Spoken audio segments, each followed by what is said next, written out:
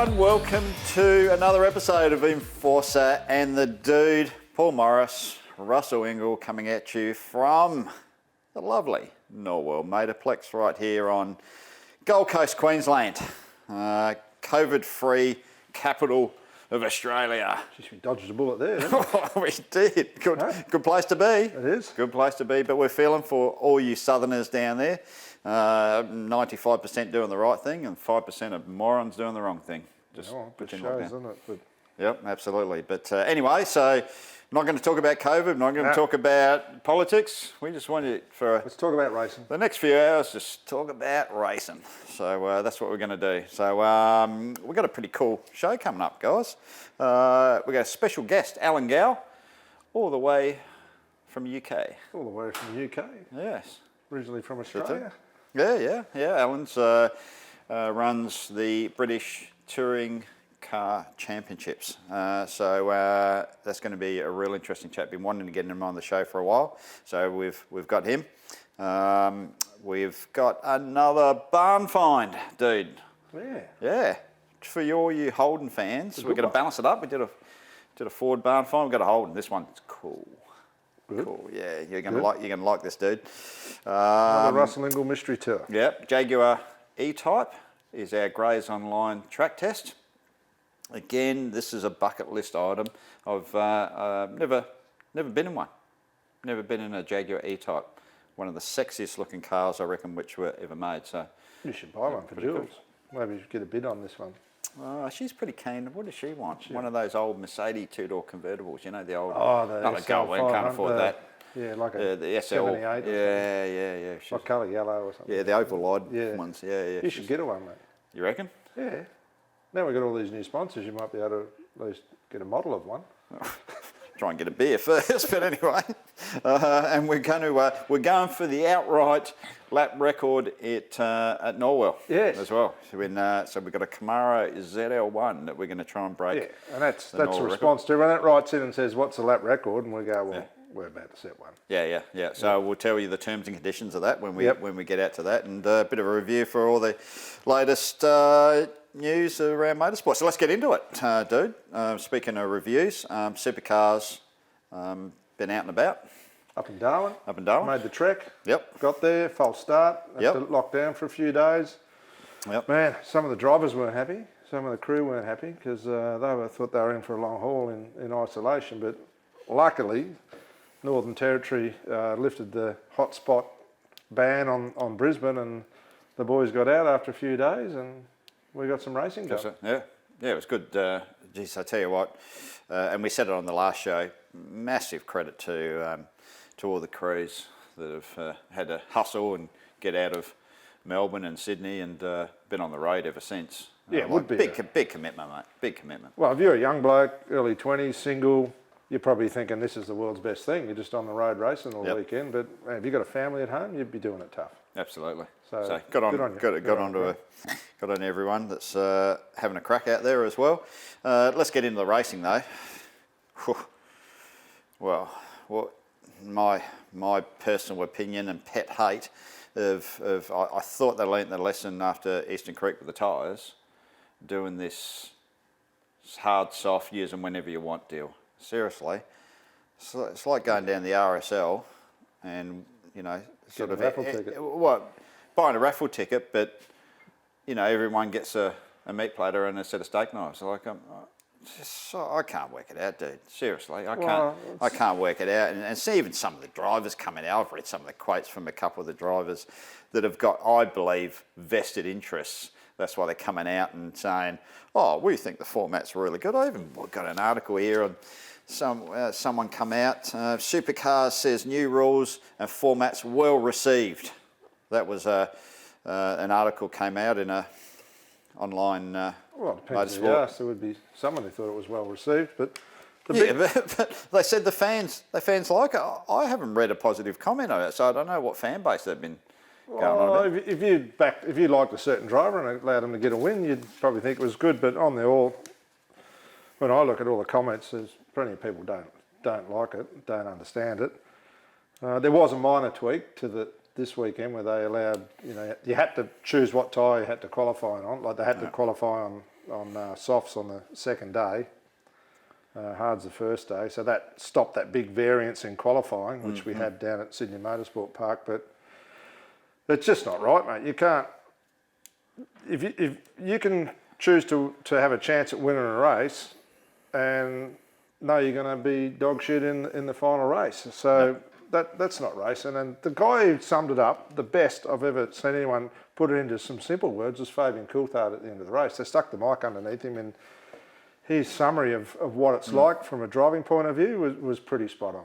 I did actually hear it because I did actually watch the race, but I sort of tuned out by the end of the second race. I was over it. Yeah, he just said it's not real racing. You know, you're driving. He came out around. and said that. He come out and said it, and Good on him. I was like, Really? "Good on you, mate." Like, I wouldn't have thought that of Fabs actually. I thought he good on might. him. He likes flying under the radar. yeah, he said it. He wasn't bagging anyone out. But he was pretty on the mark of what he said. Oh, good on he him. summarised it very well. Look, it's not. Look, Anton's my guy, but do I consider that? You know, that win's got an asterisk next to it, as far as I'm concerned. Especially what? Barry Ryan's come out. Yeah. And You know. no one's doing backflips. Like Anton's from won the Erebus, race and he's he's come there out- and he's he's come smiling out, or whatever. yeah. But you know, it's not like he's normally when you're in a race you're doing burnouts all the way down pit lane. No one's doing that. Yeah. I don't know how they're going to keep. But the propaganda from some of the commentators, like you got Larko and Andy Jones, constantly telling us how good it is.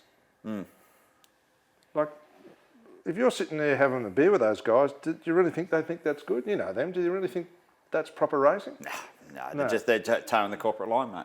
Yeah, Towing the corporate line, and then you got the other commentators which just aren't saying anything, Well, they're proper racists, right? and they're not saying anything about it.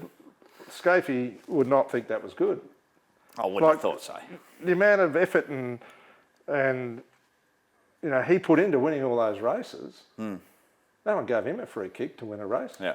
Or you, or anyone. So No, I honestly cannot work. And look, this is not a smash up. Like, thankfully, and I want to make this really, really clear, right? Really clear to everyone that,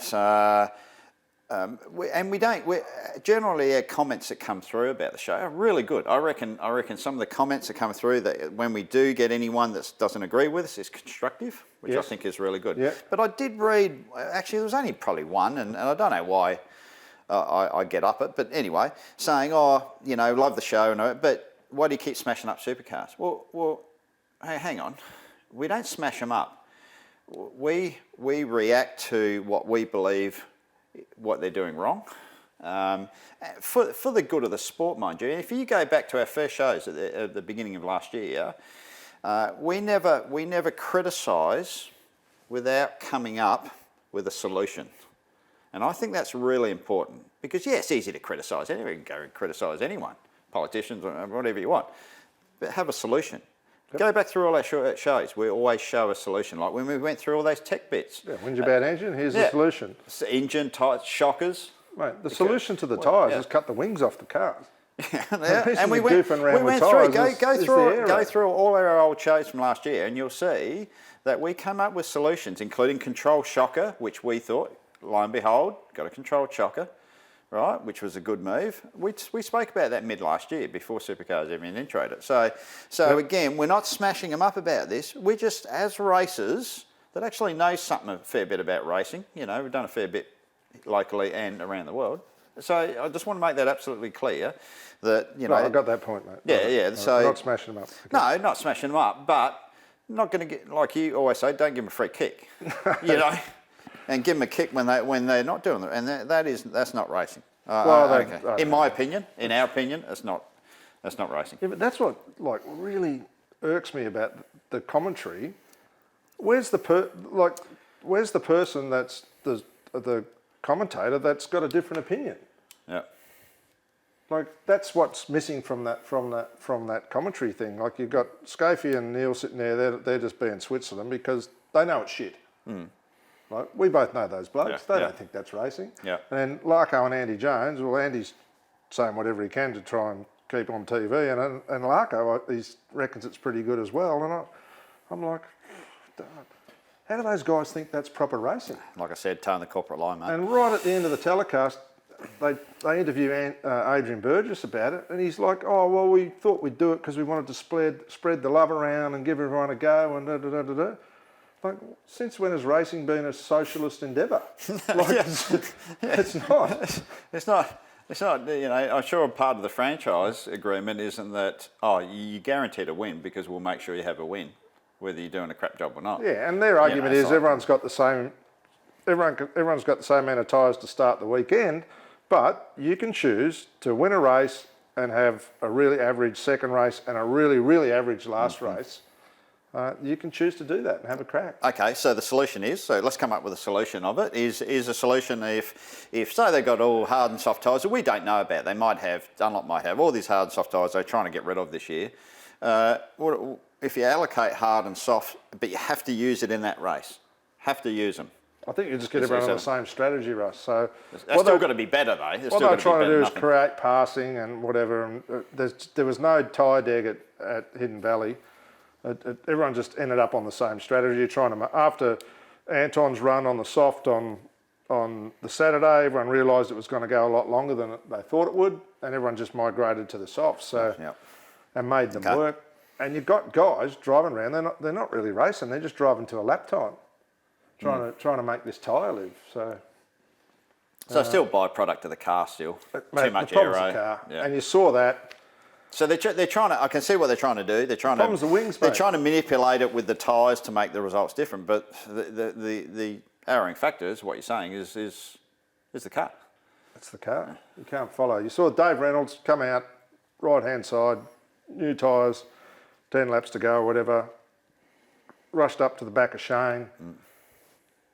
Got in Shane's wash. He was done. That was it. That was it. Couldn't even with better tyres. Couldn't do anything. Couldn't do anything. Qualifying, mate, I don't like and never have done for years, for a decade, about qualifying for each race. Don't like it, not a fan. I like one qualifying, apart from the bigger races like Bathurst, which is understandable anyway, it's one race. You didn't like it because you weren't very good at qualifying. No, yeah, but it doesn't reward the races. See, they're talking about they're trying to mix up the results. Well, if you want to try something, that's a good thing to try. Progressive points. Right. One qualify. I'm not interested in qualifying. Go qualify everything. Stop it. Like Chaz, for instance. Chaz had a bad run in qualifying. Had an issue.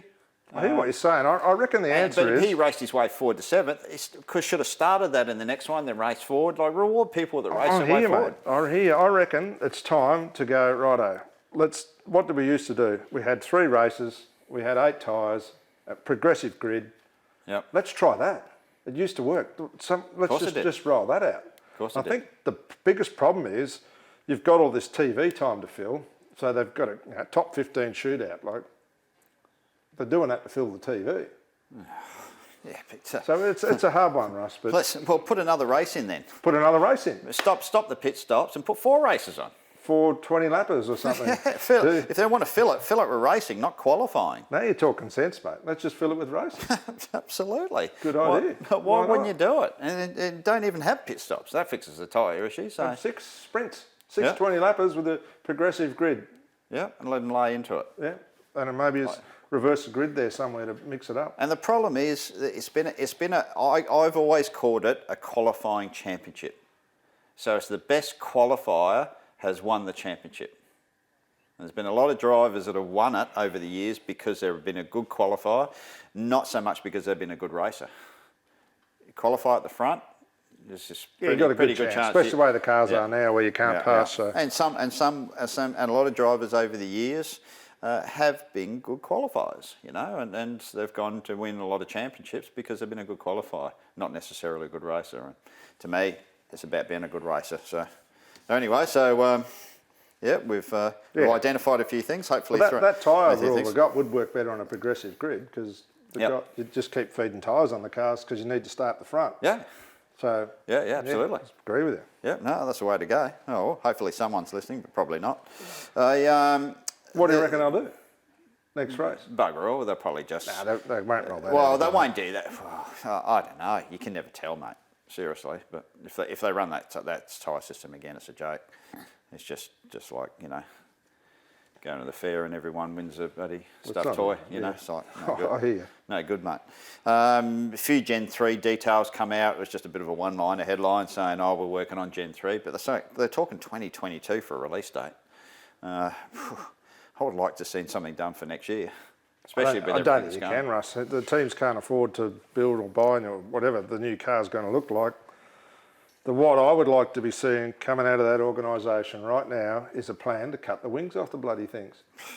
Why couldn't you do that? And again, and we've been through this, so it's no use going back through old tape, but we said it before, 12% that they took off. That was the number that got bandied around. No good.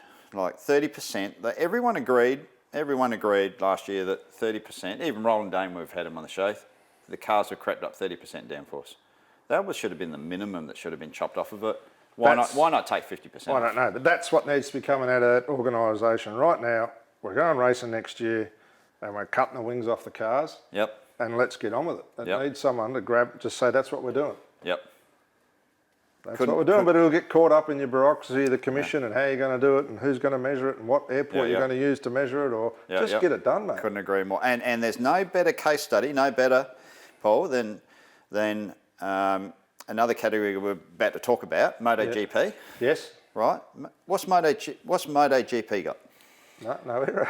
No aero. Plenty of grass. Shitload of horsepower, like too much. Yeah. Right. And tyres that, well, they got a selection of tyres, but pick the wrong tyre, they degrade. They degrade. Yeah, they got high deg. High deg, ton of power, no aero. Yeah. Bang. Best racing on the planet is MotoGP by a country mile. And what's the worst racing at the moment on the planet? Formula One. Formula One. No power, too much aero, tyres last. Engineers telling you how to drive the car. Engineers telling you the worst. So there's engineers telling you what lap time to do so your tyre will last to the... Like, who wants to watch that shit? It's not hard. No. It's not hard. Jeez, I wish we could get locked up in a room with some of those guys one day. Yeah, but if I said to you, Russ, mate, we've got a race at Queensland Raceway in 2 weeks. Yeah. You've got to cut the wings off your car. Yeah.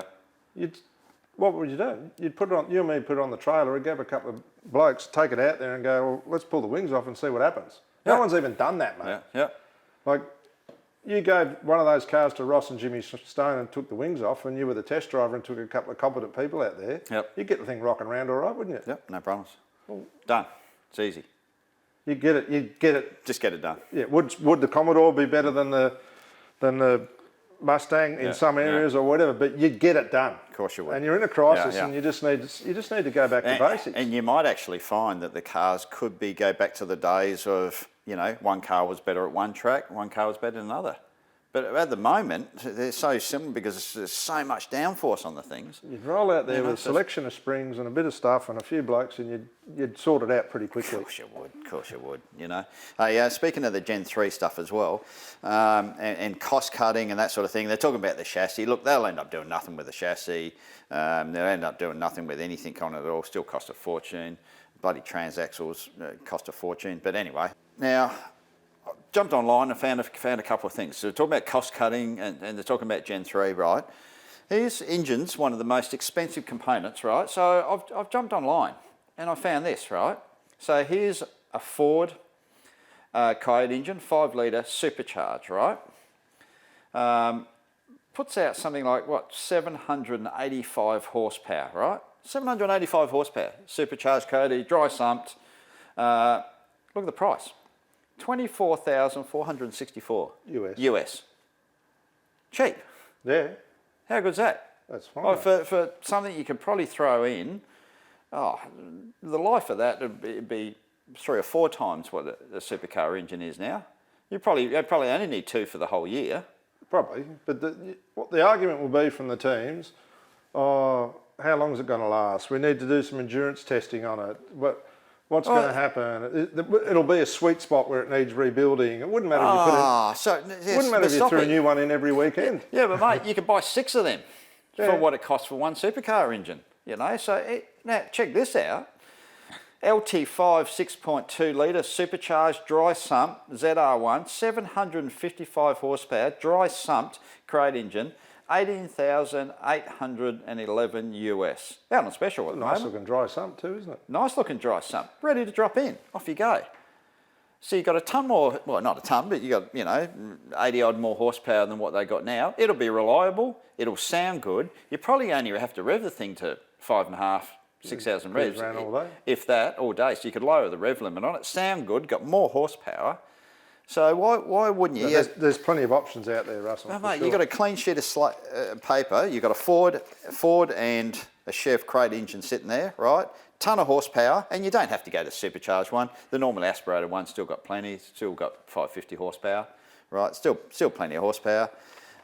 For, what, a quarter of the price of a supercar? Probably less of a supercar engine. More reliable, less rebuilds. So you go that, cut 50% of aero off there, stitch up, look after the tyres, easy fix. We'll work out what you're going to do with the chassis. Get the current chassis, cut the top of the chassis rails down a bit so you can fit other body shelves. Done.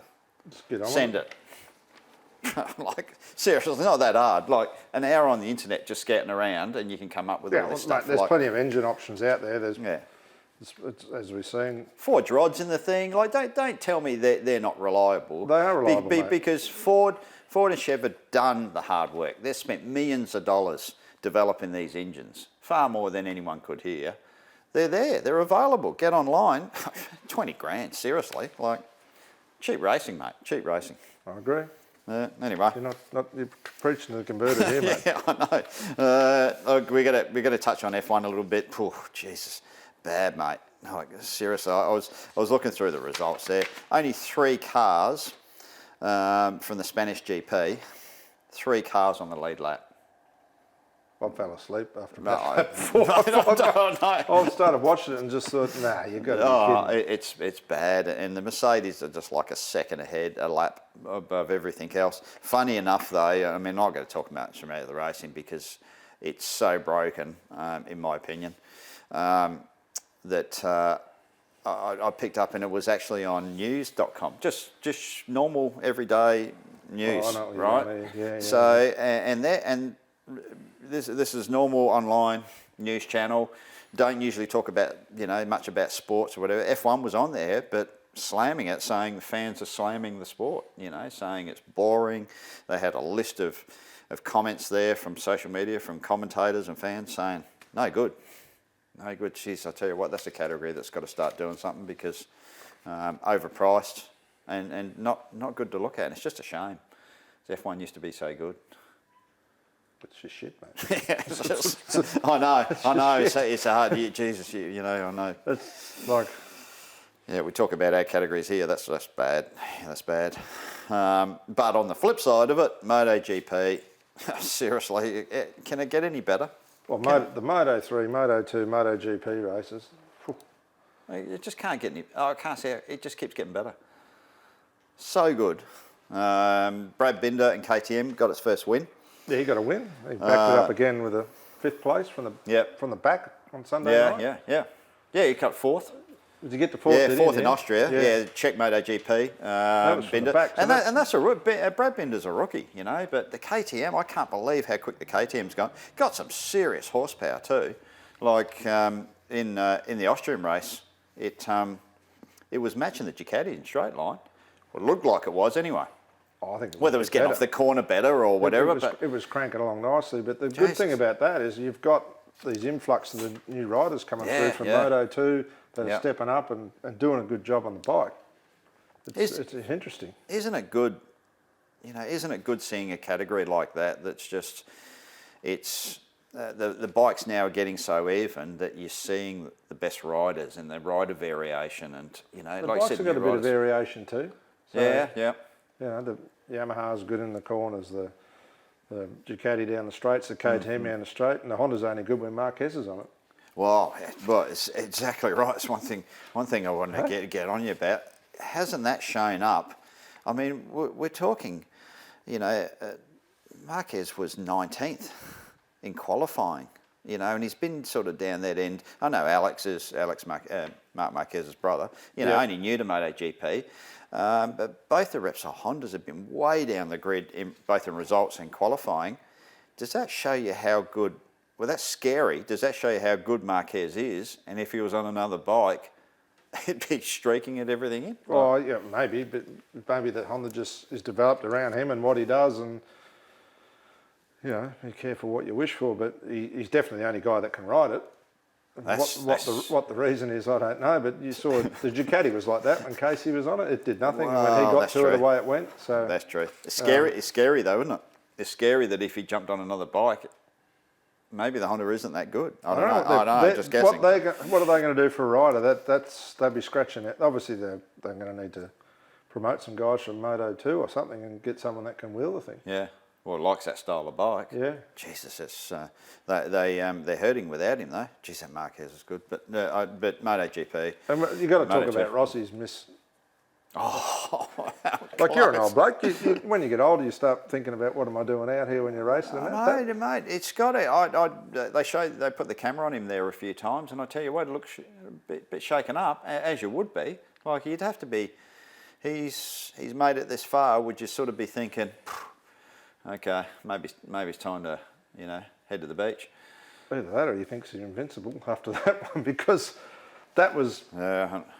Centimetres away from taking your head off. Yeah, no, good dude. That was crazy stuff. Yeah, that was. But it shows the danger aspect of MotoGP as well too. I mean, they're just It's funny you don't realise how quick they are till they come unstuck. Even the Moto 3 bikes banging into that corner in a pack. When I was watching that, was like, that corner where you're coming so fast and then you've got to turn the opposite way and the speed's so high and you've got to get the speed off. If someone makes a mistake, it's a recipe for a bit of disaster. I reckon they'll be looking at that corner for motorcycle racing and saying, okay, we might have to do something here.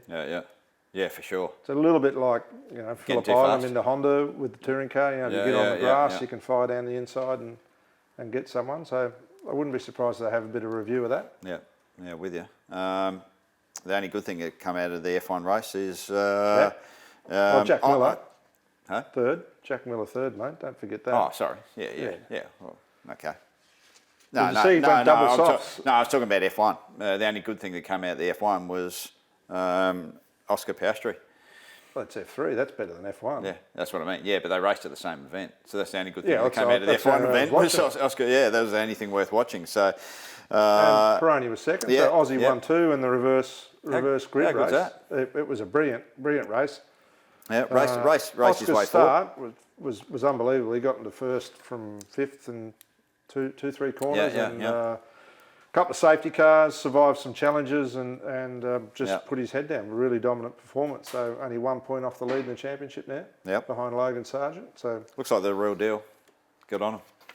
Yeah, he hit a little bit of troubled waters last couple of races, but I think... they had... I don't know, is it when you get in the championship lead, you start going defensive, and now he got behind, he's just playing his natural game again? I spoke to one of his managers, Oscar Piastri's manager, back here in Australia, that helps him out a bit, and they said that they had the last couple of rounds prior to this one, prior to Austria, they had problems with the DRS. The DRS units. He's had a lot of technical issues. Yeah, it stopped working. They've been changing wiring looms and couldn't actually find the issues with it.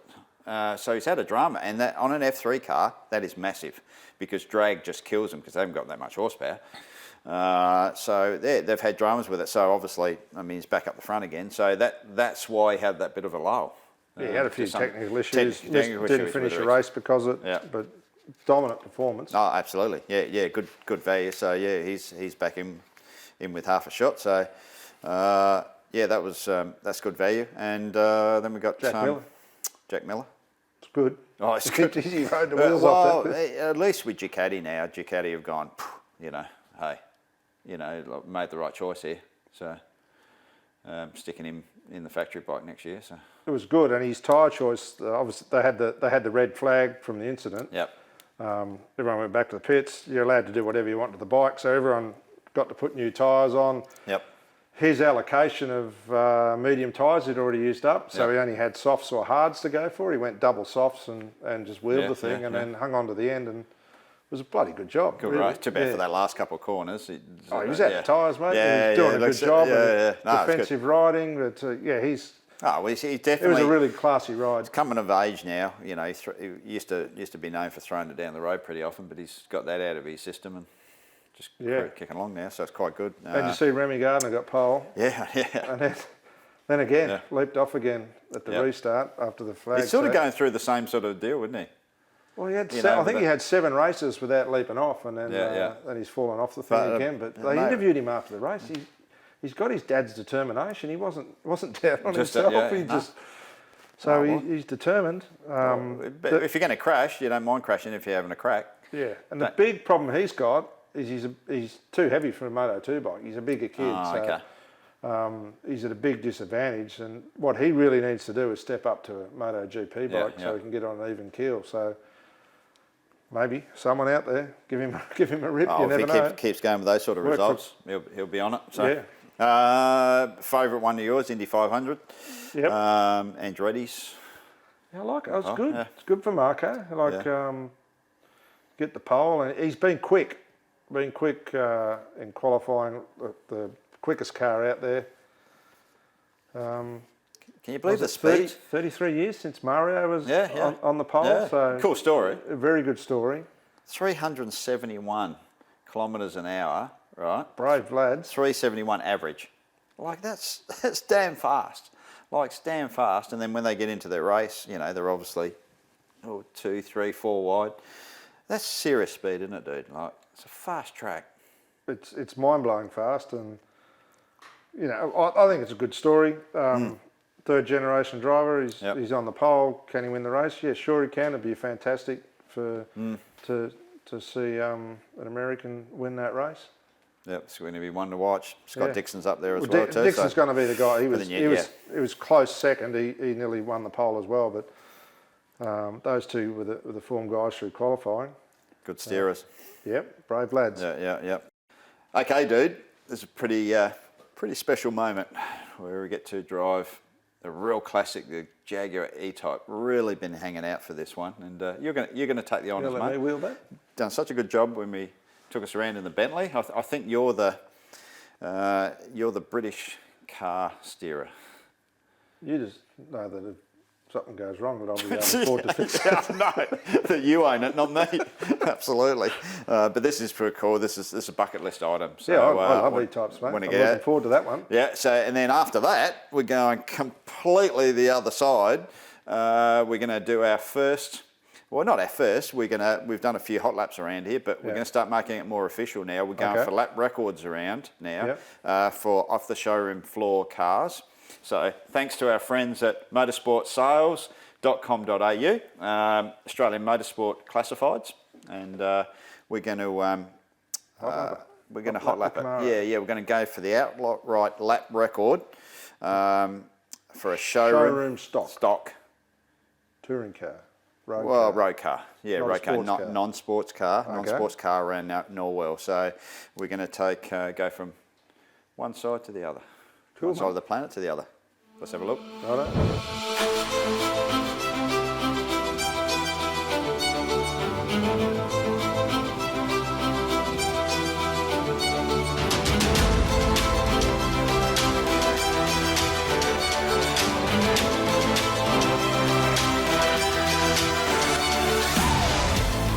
How's this, dude? Bit of style in it, Ross. Well, after your Bentley episode, and everyone loved it, by the way, I thought we'd keep with the class and get a 1966 Jaguar E-Type Series 1.5. Possibly one of the coolest looking cars ever built. In fact, Enzo Ferrari, the great Enzo Ferrari, once said, it is the most beautiful car ever made. I think you could be right. It's coming from an Italian. So a 5-year restoration, dude. Yep. Full ground up rotisserie restoration. All numbers matching, right from the head, the block, the gearbox, which apparently is very, very rare for this older car to have all numbers matching in every single component as well. It's got about 265 odd horsepower, 0 to 107.1, which is pretty cool for a 1200 kilo car. But mate, stand back and admire this. Isn't it? Mate, when they came out, and then my dad had E-Types. That was what motivated him to get out of bed. Oh, really? Was to own an E-Type. Yeah, we had several of them. Yeah. So yeah, we've got a fair bit of open. See this window here, mate? Yeah. Look how that opens like that. Oh, okay. Yeah. That's called a Bob Jane window. Because whenever you saw Bob Jane racing his E-Types, he always used to have the window open like that. What was that? Just the air, or? I don't know what it was, to get the air through or whatever, but if you look at any old pictures of Bob Jane racing E-Types, got the window open like that. My dad always used to tell me to open the Bob Jane windows. might be giving a bit more downforce or something. I don't know. Hey, not much room back here, dude. She's a pretty tight boot space. Yeah, I got another story too, mate. Okay. When my family first moved up to Queensland, we drove up in an E-Type, a 72 model E-Type V12, but I actually travelled in the back, right there. My sister was there, my mum and dad were in the front, and I was in there all the way from Melbourne. From Melbourne? I thought it was great. You kidding me? No.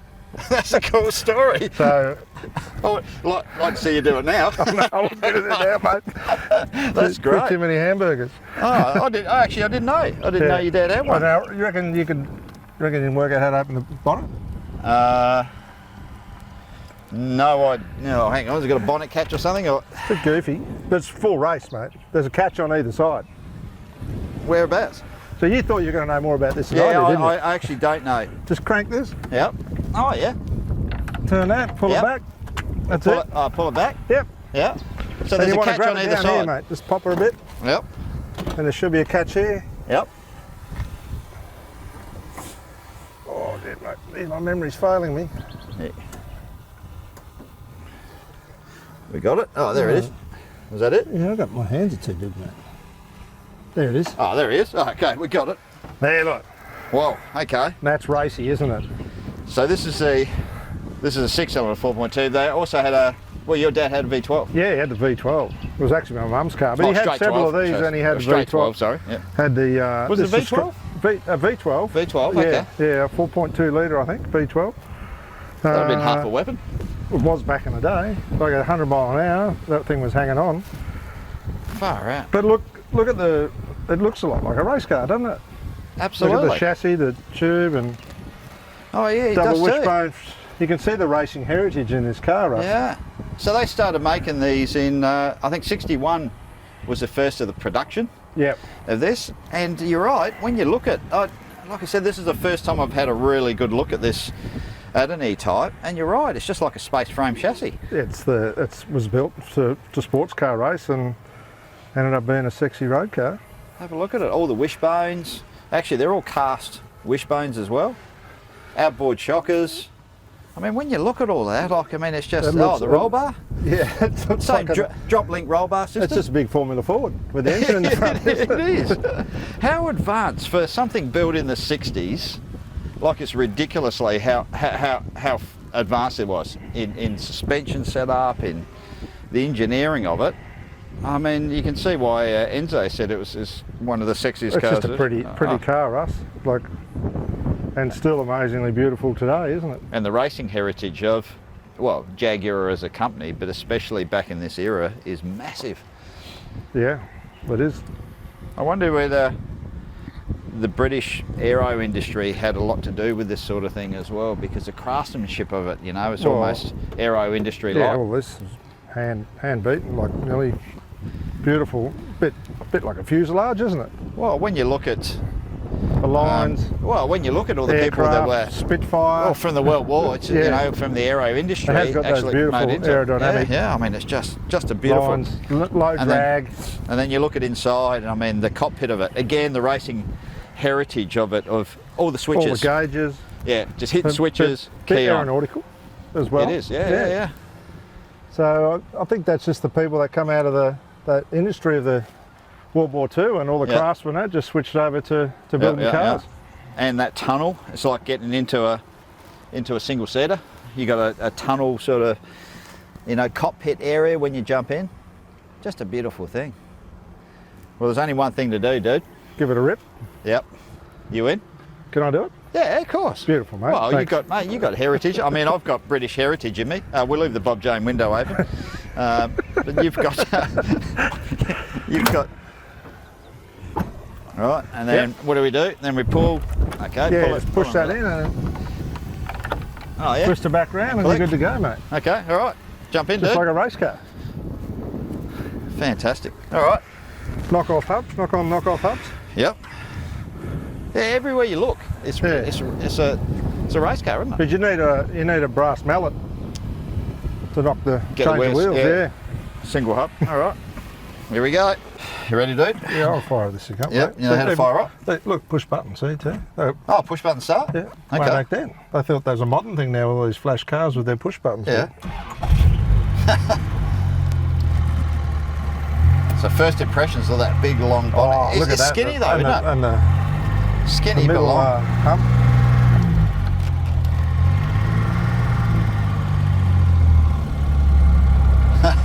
There we go. Right, first time in an E-Type Jag. Is it? Yeah, never been in it. Never been in an E-Type before at all. Let's check the brakes, make sure we got brakes. Brakes good. Yeah, I'll check the Oh, gauges. I don't know if they're good, but they're there. Isn't it good having gauges, you know? Old Instead school of gauges, you Old like school that? gauges, water's good, oil. What would... Yeah.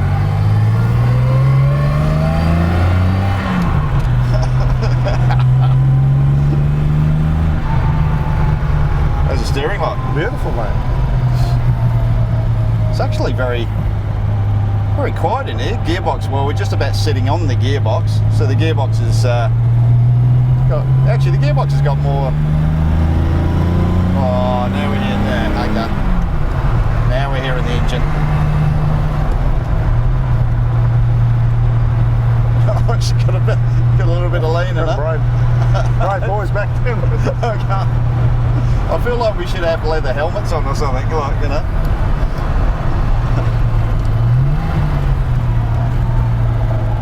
Jesus, nice, smooth, isn't it? It points in pretty good, doesn't Does it? it? Yeah.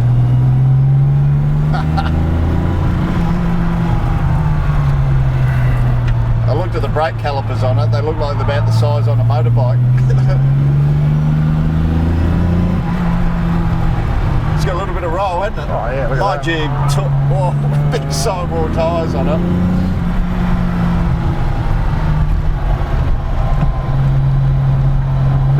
Good, mate. Imagine firing one of these around the old Nürburgring or something like that. Like, Just four-wheel sliding, Hockenheim. mate. Le Mans. no seat belts.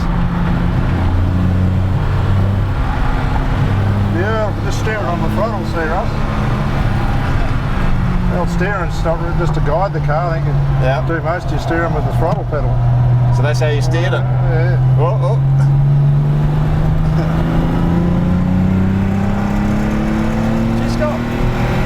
It's got more grunt than I thought it would. Pretty talky. Yeah. How those gauges looking, mate? They're all still hanging in the right Yeah, spot. oil pressure's good. Yeah. Water's creeping up a little bit. Oh yeah, it is a bit, eh?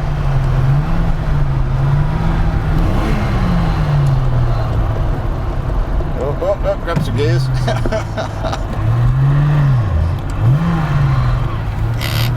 Oh, oh. We good? Oh, good. Thought I was in a 6-speed, but I was only in a 4-speed.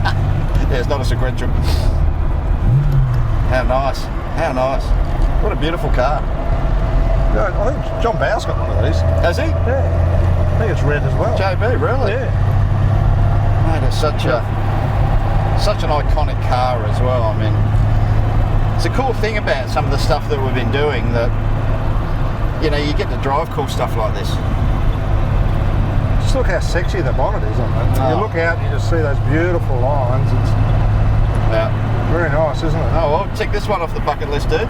There's another one we've done. I reckon we keep this for a day or two. Oh, imagine just cruising down the Gold Coast, you know, you're cruising down the coast, arm out the window. Taking Jules down to Byron Bay for the weekend. That's what she'd love. She'd this would be that'd get you some points, wouldn't it? Yeah. No. Go see old Hemsworth. G'day, mate. Yeah. It's all good. But that's what it is, isn't it? You know, I sort of get, you know, I've never been an old school car person, you know, like vintage cars.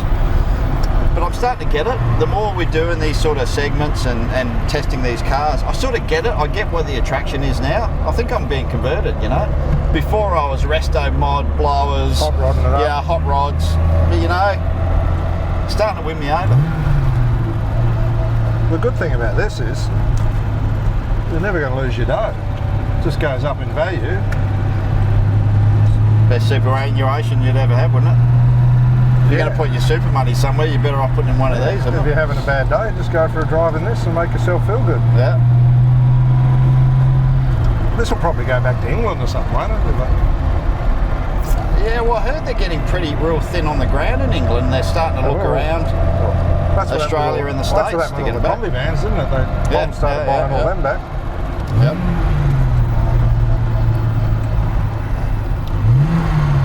Beautiful restoration with it though, dude. Just they've done a great job. What a beautiful car. Someone's going to be a lucky owner. We've been spoilt, Russ. We've been spoilt. Yeah, I know we have been. We've got to drive some pretty trick cars, and this one rates up there.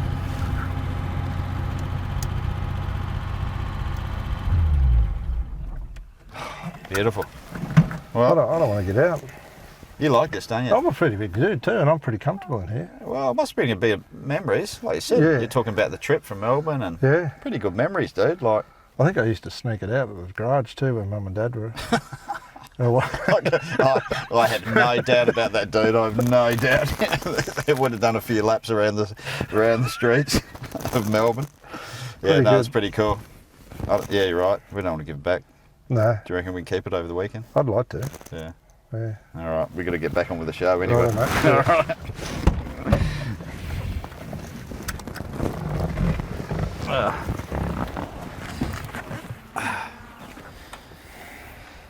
You right, mate?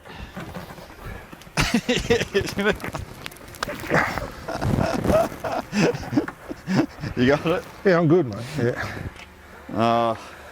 I love it. Love it. Beautiful. Can we keep it?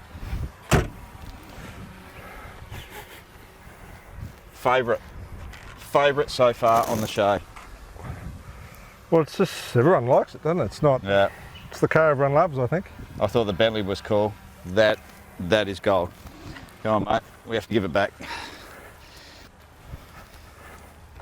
Okay, dude. We're in the ZL1 2020 Camaro. Now, this is the remanufactured from Walkinshaw's Camaro from America. Now, I've picked this one because Ryan Walkinshaw's kindly lent it to us because we're going to try and reset the, I don't know whether production car lap record is the right, but off the showroom floor. Showroom car lap record. Showroom, but it has to be, right, to set this record, it has to be for a car you buy off the showroom, but a saloon or sedan, not a GT car. No, not a GT3 Touring Porsche or a McLaren or a Lamborghini, because obviously that's unfair.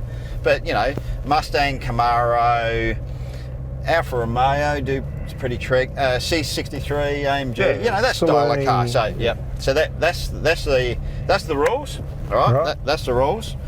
So we've got a set of laps. So this is the first time we've had this sort of car. Now, the supercharged Camaro, 650 odd horsepower, 800 plus newton meters of torque. You're going to warm it up. It's a bit of a weapon. Yeah. We'll go warm it up. I've got to get all the modes right. So hopefully we're going to set the track record. Well, you doubt for Norwell.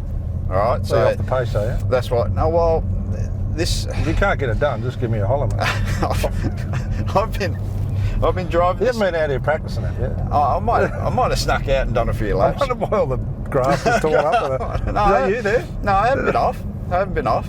But I can tell you, I've been driving this around for a couple of weeks, and right, it's a weapon. It's a weapon. Now it's not. This isn't a car test, you know, for one of these bloody magazines and all the rest of it. They go, oh, dashboard feels a bit plasticky, and we're not concerned. We're concerned about outright performance. Big V8. How it rips. V8 hanging off that front end of this thing. Old school. Look, is it a limousine? Is it nice? No, it's raw. It's a typical American car. It's raw. It's noisy. But it's not that noisy. That's what I like. All right, get ready. Good, yeah? Get ready for it.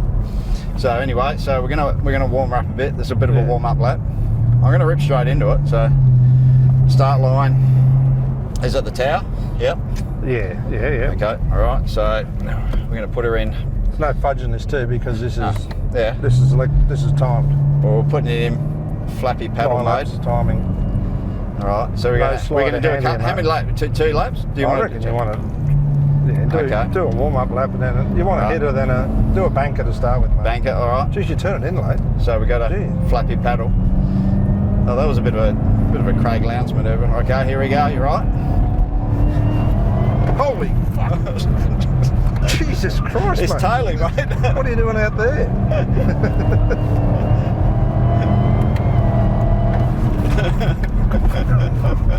Trust me, dude. Maybe. Cold tyres? Or? I told you to warm it up. You don't listen to me, do you? No. I'll listen to you now. So we're warming it up a little bit. I told you it was tailing. Jeez, it gets up and goes, doesn't it? How hard does it go? All right. Okay, that was a warm up. Just. Okay. I'll get a bit of heat in the tyres, maybe. Yeah, I reckon. Yeah. All right.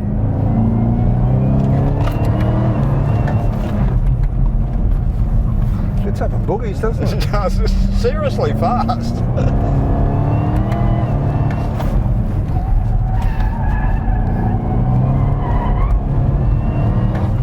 Right, yeah, it's starting to feel a bit better. Happy? All right. Hug on the bottom here, mate. Don't get up high. Just keep it on the bottom. Now bring it back. Bring it back in. Bring it back in. There you go. That's it.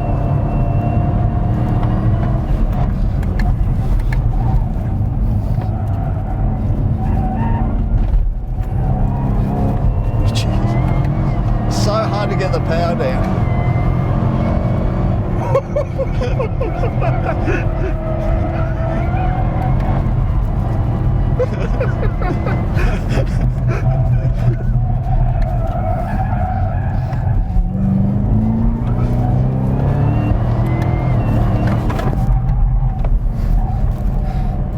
Good bit of gear, isn't it?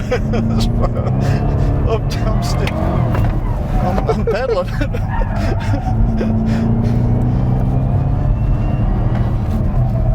Maybe they just live and race these on road tyres.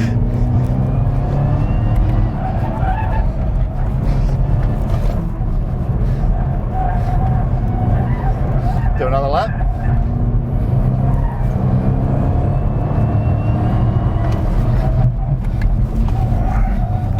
That was a 2 flat. Is that? 209.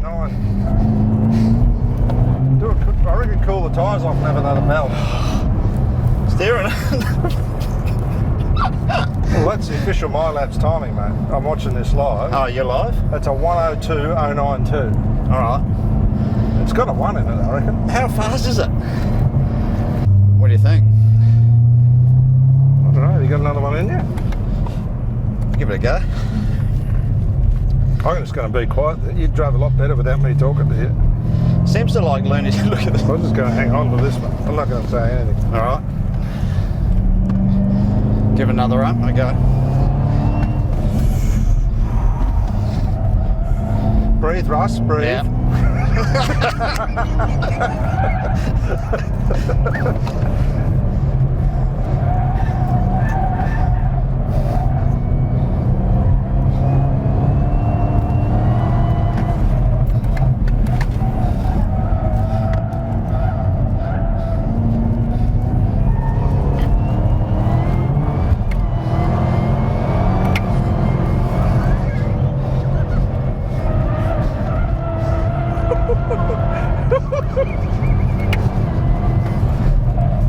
Send the thing. I reckon they should have, maybe it's just have 2 people in the car in a race. It'd be a lot more fun. Well, that's, feels good.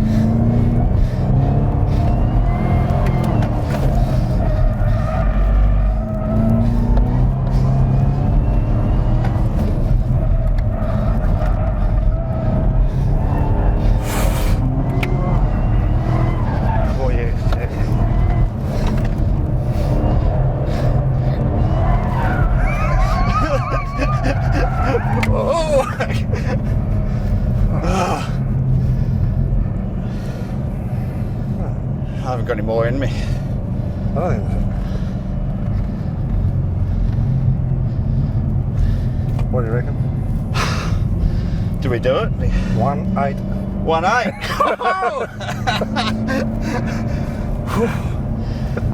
We're not fudging.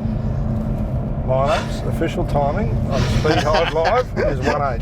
No, 1.8. 1.8, that's it. Yep. New Norwell record. That was a quali lap, wasn't it? Fuck, I'm sweating, mate. I'm sweating. That was peddling it. That was pretty good fun, eh? I was peddling. Brutal, isn't it? The way that power hit. Fuck, it's It's out of control. Belch in the back. Mate, I'm sweating. I am too, mate. I'm just Sweating like a one-armed woodchopper.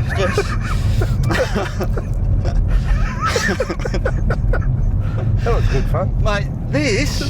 What a weapon. This is... Well, they should be racing. Yeah. Just put some numbers on the doors, bolt a cage in, see you later. Ton of horsepower. No aero, no grip. I like it, right? What was the paddle shift like? Good? Oh, it's good, mate. Yeah, it actually works. It works really well. You just keep plugging the things. Gears. Right, I've got to calm down a bit. That was good, mate. Thanks for that. Got to calm down. You know what?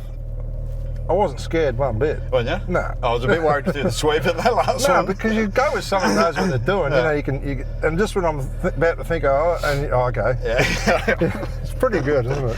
You know how you're saying, with the Jag about steering with the throttle? Yeah. It's not what you got to do. But it's good because it puts the driver back into it. Puts the driver. Yeah. You know? You got to pedal it, mate. I'm buggered. Yeah, you got to pedal Russ. the thing. It's a lesson. I'll tell you what, there's a lesson for supercars here. Maybe we should try and get one of these for the 6 hour or something. Force from the dude. Does Bathurst. Yeah, mate, it's a... Yeah.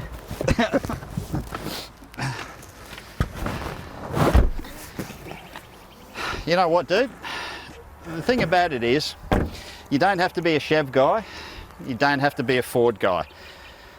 The point to all of this, apart from setting a lap record, is that I reckon it's a really cool Aussie story that you've got a company that built some of the coolest road cars, being HSV. Yeah, they did, mate. They were down and out. Holden pulled out, Commodore finished, biggest travesty in Australia, motoring history that cars ceased to be manufactured in Australia.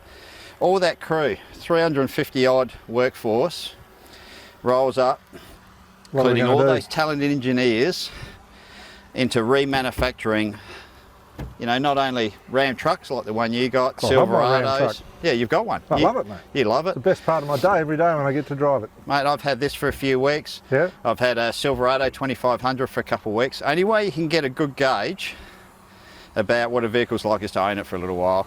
Mate, you could not tell with engineering, and here we are, we pushed it around the track like Norwell, on the limit, and you can't fault it. I mean, it's just good.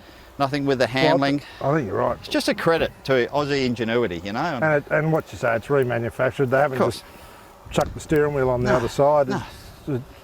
It's a good thing. It's just cool, dude. Like it's a good story. It's a good story for Australian motoring. You don't have to be, like I said, doesn't matter which side of the fence you sit on and which manufacturer you like. It's just a cool story, you know, that at least some of those smart people are still in the game, you know. So, well, the highlight for me, Russ, was seeing an awesome race car driver drive a brutal, powerful car. Thanks, pick mate. it up and give it a thrash, mate. Grab the scuff. It's good fun. Good. I still enjoy it, mate. It doesn't matter whether you're in a road car or a race car. But that's what I want to set the track. Not all these guys tiptoeing around, too scared to get their tyres hot, with their engineers tell them what lap time to do. Yep. You want to see them wheeling cars that are hard to drive. Mate, if you did that for 20 or 30 laps, yeah, you'll know about it. You would. And most important, be bloody entertaining. Very good. Done it again, Russ. It was fast. That thing was fast, wasn't it? It was fast, wasn't it? Now I know why you were talking about superchargers and all that on those engines before, mate. What? Bloody hell, it gives you a kick in the...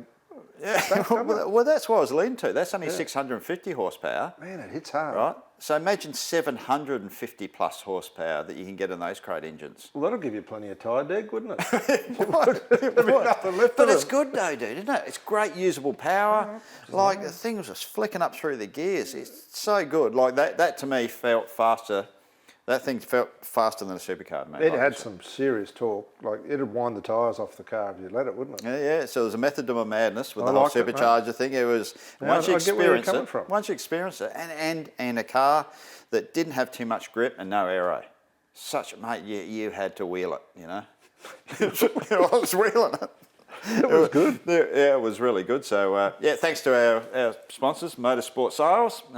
So they're just new on the block. Yeah. Your kids with So have you classifieds. got something to sell there, a car or parts or anything you want, helmets, race suits, whatever you got lying around the garage, you want to get rid of it, turn it into and buy something else, or you got something cool to sell or buy, jump online and check them out. I've got a few things actually. I've got a bit of. Well, you have some good memorabilia there. Actually, I have got plenty of memorabilia. I'll give them a yell down there. Yeah, I actually have. You might be able to get your own page. I've got race suits and stuff that I've pinched over the years. I've got a bit of stuff coming up on there soon. Have you? Yeah. I've been trying to make some more room around here. And Okay. I was wondering how I was going to get rid of all that stuff. Yeah, I actually got a fair bit myself, so I might throw it on there as well. Yeah. Give the boys a bit of a hand. So thanks for the guys to Motorsport Sales coming on board. Bloody good. Fantastic. Good little segment. And more importantly as well, we're throwing the challenge out. For the the Motorsport Sales lap in Norwell lap record. So any manufacturers out there, and like I've been talking to a couple of friends that a friend of mine that's got dealerships, Craig Sutton up in Sydney. Actually, he told me the Alpha Quadrifoglio. It's got a trendy name, Quadrifoglio, or the Trick 4-door. Yeah, I know the car. He reckons the thing is an absolute jet. Really? Like things are out of control. Like such a good car. Got a Ferrari 2.9 twin turbo engine in it. That's the one. Yeah, he reckons that's really good. So Can we get one of those? Well, if anyone from Alpha's looking at it, but anyone. So it has to be a saloon car, not a GT car. Showroom stock. Showroom that you can walk into a showroom and you can still go in and buy before we get any mail, you can still go in and buy the Camaro from a showroom. I know Walkinshaws aren't converting them at the moment. They've ceased converting them, but you can still bowl into a dealer and buy one. So they're still on car sales. So technically, still a car that you can buy. So so any manufacturers, get in on it. Friendly dealers. Friendly dealers, yep. All they have to do is get on here at Norwell, send a call in or send an email into Norwell Motorplex, and we'll get back to you. Yeah, well, anything that runs in that category. Yeah. So. And do you have to drive them around for a couple of weeks? Has to come from a manufacturer has to come from a manufacturer or a dealer. Yeah. So, and you'll drive it around for a couple of weeks? Not private cars. On the road, will you? Not private cars, all right? No, we don't want punters' cars turning up here. This has to come from a dealership, You're not seeing where I'm going with this, Russ. No. What's that? You personally drive the car around for a couple of weeks to make sure it's all right? Oh, absolutely, dude. Yeah, because that's a very important fact that I get to actually drive the car. Yeah, you're dead right. Yeah, good point. I think that's an important thing because that's why you knew so much about the Camaro because you've been driving it around for a couple of weeks. Possibly 3 weeks, you know. It's fantastic. Actually, I could do with one right now because they're taking the Camaro back. But anyway, that's another story. Hey, onto our barn find. You're not just trying to get a free roadie out of this, are you, mate? Yeah. Free roadies are always good. The bloke's good. never paid for a car in his life, so best. Everyone's got a car that they want to give Russ to see what it drives like on the road, and we'll bring it out here and settle that record in. I reckon it's a good idea. Oh, I reckon it's a great idea. I love the F word, mate. Free. Bloody good word, that. Anyway, let's get on to our barn find. Oh, I love it. Let's get on to a barn find. The barn find? This is another Russell Ingall mystery tour for me. It is, Rusty's Relics, I don't know what we're going to call it.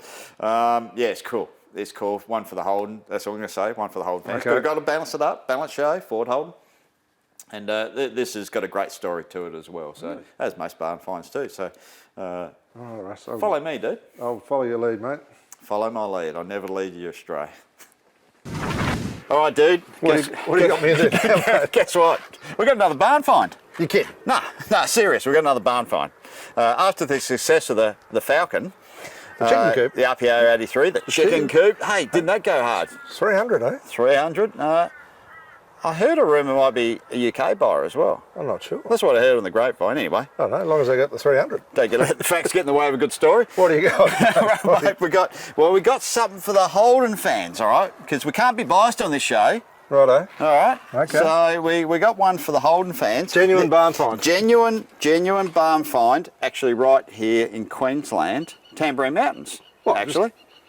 Just over the hill. Oh, okay, good. From Norwell. All right. Hey, you ready for this? Yeah. This is real. This is very cool. Okay, I'm ready, I mate. almost think this is better than the Falcon. But anyway, Let's have a look. I made to do it. You ready? Ta-da! Ta-da. What do you reckon? How'd you find that?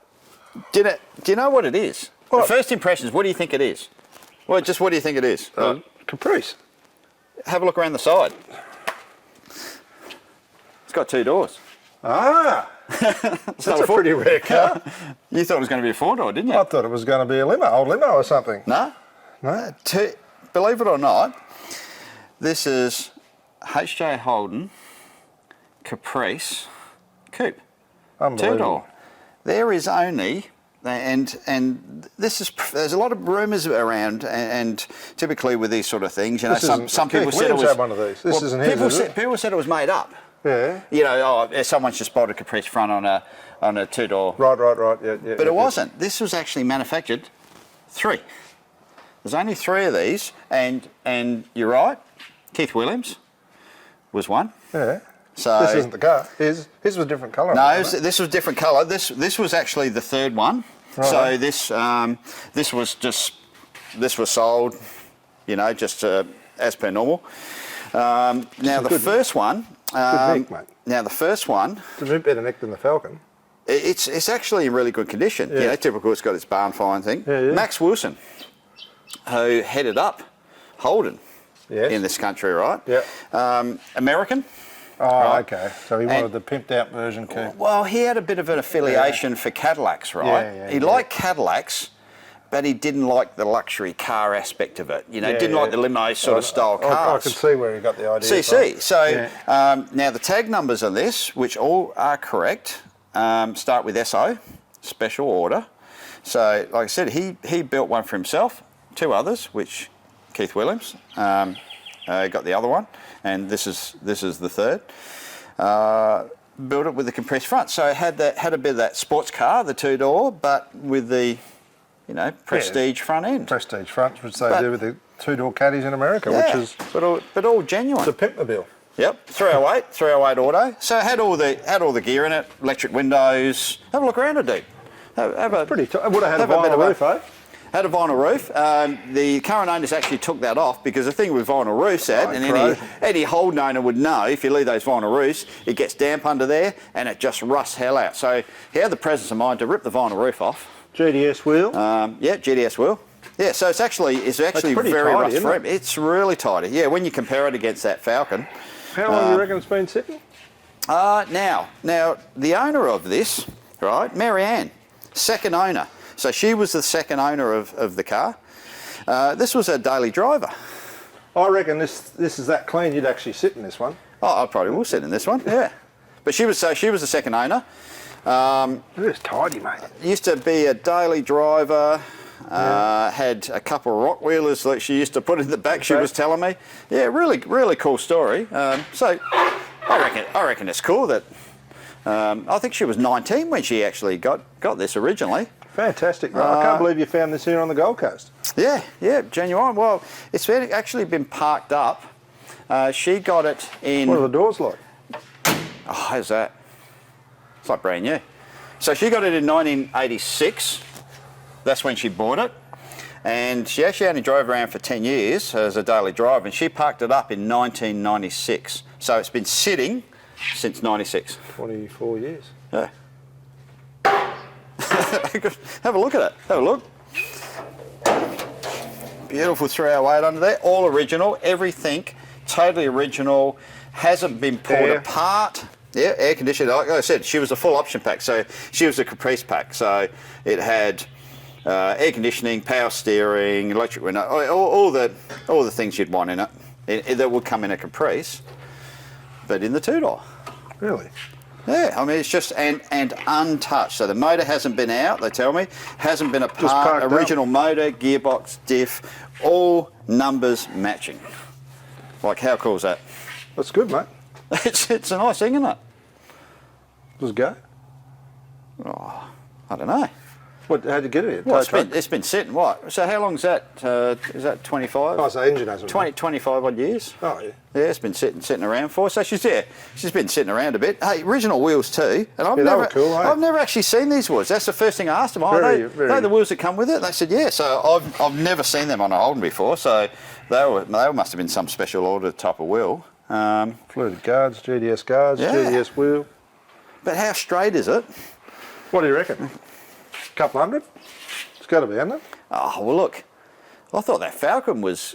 They thought the reserve on it was 150. Yeah.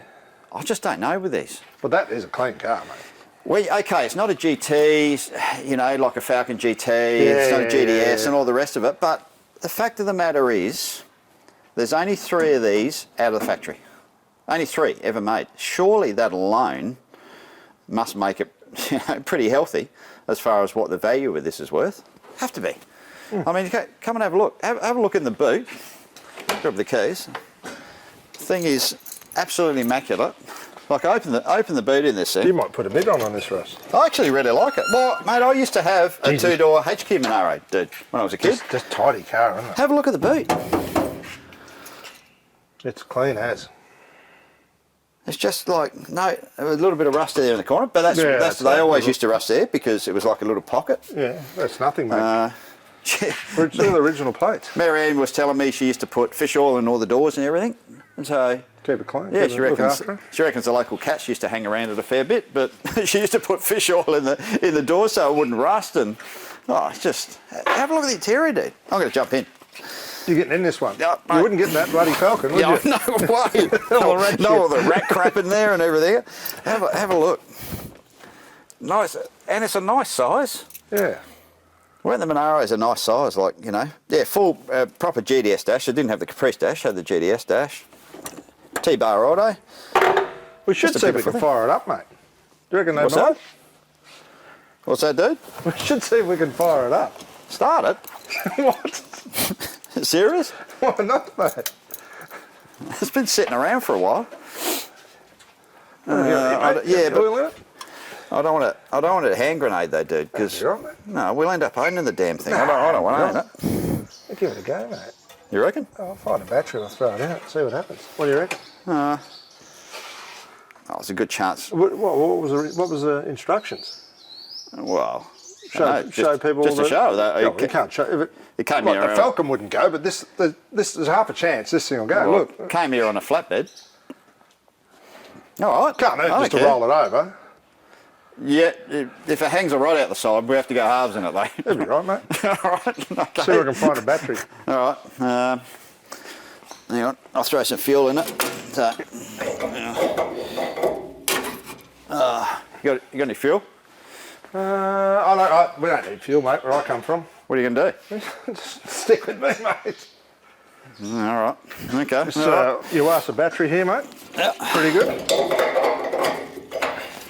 I mean, there's a good chance the fuel pump's not going to work anyway. So, well, how are you going to get it going if you haven't got a... Mate, these batteries from Yuasa... Nice little thing. They're the same as ones we use in the stadium trucks. Oh, yeah, okay. Yeah. Oh, well, if they put up with that, they'll be all right with this. Yeah, that's positive, mate. Yeah. Hang on, that's negative. No, it's not. No, it's negative. It goes on the... No, it is a negative. You're all right. I was just checking. Is that right? I was just checking. Oh, yeah, that's right. Something's turned on there. The relay's clicking. Oh, something's clicking. Yeah. All right, so that's on. All right, well, don't worry about water because... Just flick the... Just see if it rolls over, mate. All right, hang on. I'll make sure it's in park, just in case it does. All right, you ready, dude? Yeah, just crank it, mate. Yeah, see if it gets some oil pressure up. We haven't got any issues. It cranks over. Well, we've got dash lights. But, can't see any fuel. There's not many lights on here, but you all right? Yeah. I'll just give it a couple of quick kicks. Starter still work. All right. What are you going to do? Oh, just throw a bit of fuel down here, mate. Yeah? Look at that, still the GMH sticker on the... How are you going to get fuel into it? Oh, no. The brake clean, mate, something to What could go wrong here? What could go... Oh, dude. Seriously. Just check the throttle there. Make sure it's not stuck on full throttle. No throttle. Oh, the throttle spring's buggered. Oh, okay. Well, don't. Make sure she's not wide open. What's that? The throttle. Just push it flat, push it. That's flat? Yeah. Okay, I'll go the other So way. go back the other way, because she fires up and throws her leg out the side. She's all over, all right? Give her a hit, brother. Yeah, it don't. I'll do the throttle. Yeah, it don't burn yourself. Nah, I'll be right, mate. All right. Right? Yeah. Hey! Righto. Right? Yeah. No. I can't believe it's going to start.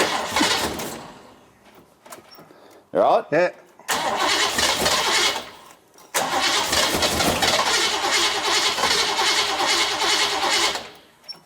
Oh, I might have flooded it, mate. Try that. Oh, come on, Gal. Come on. Come on. So close. Come on.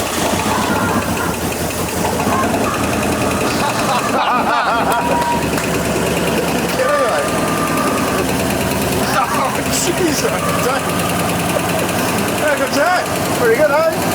25 years, mate. 25 years. Sounds good.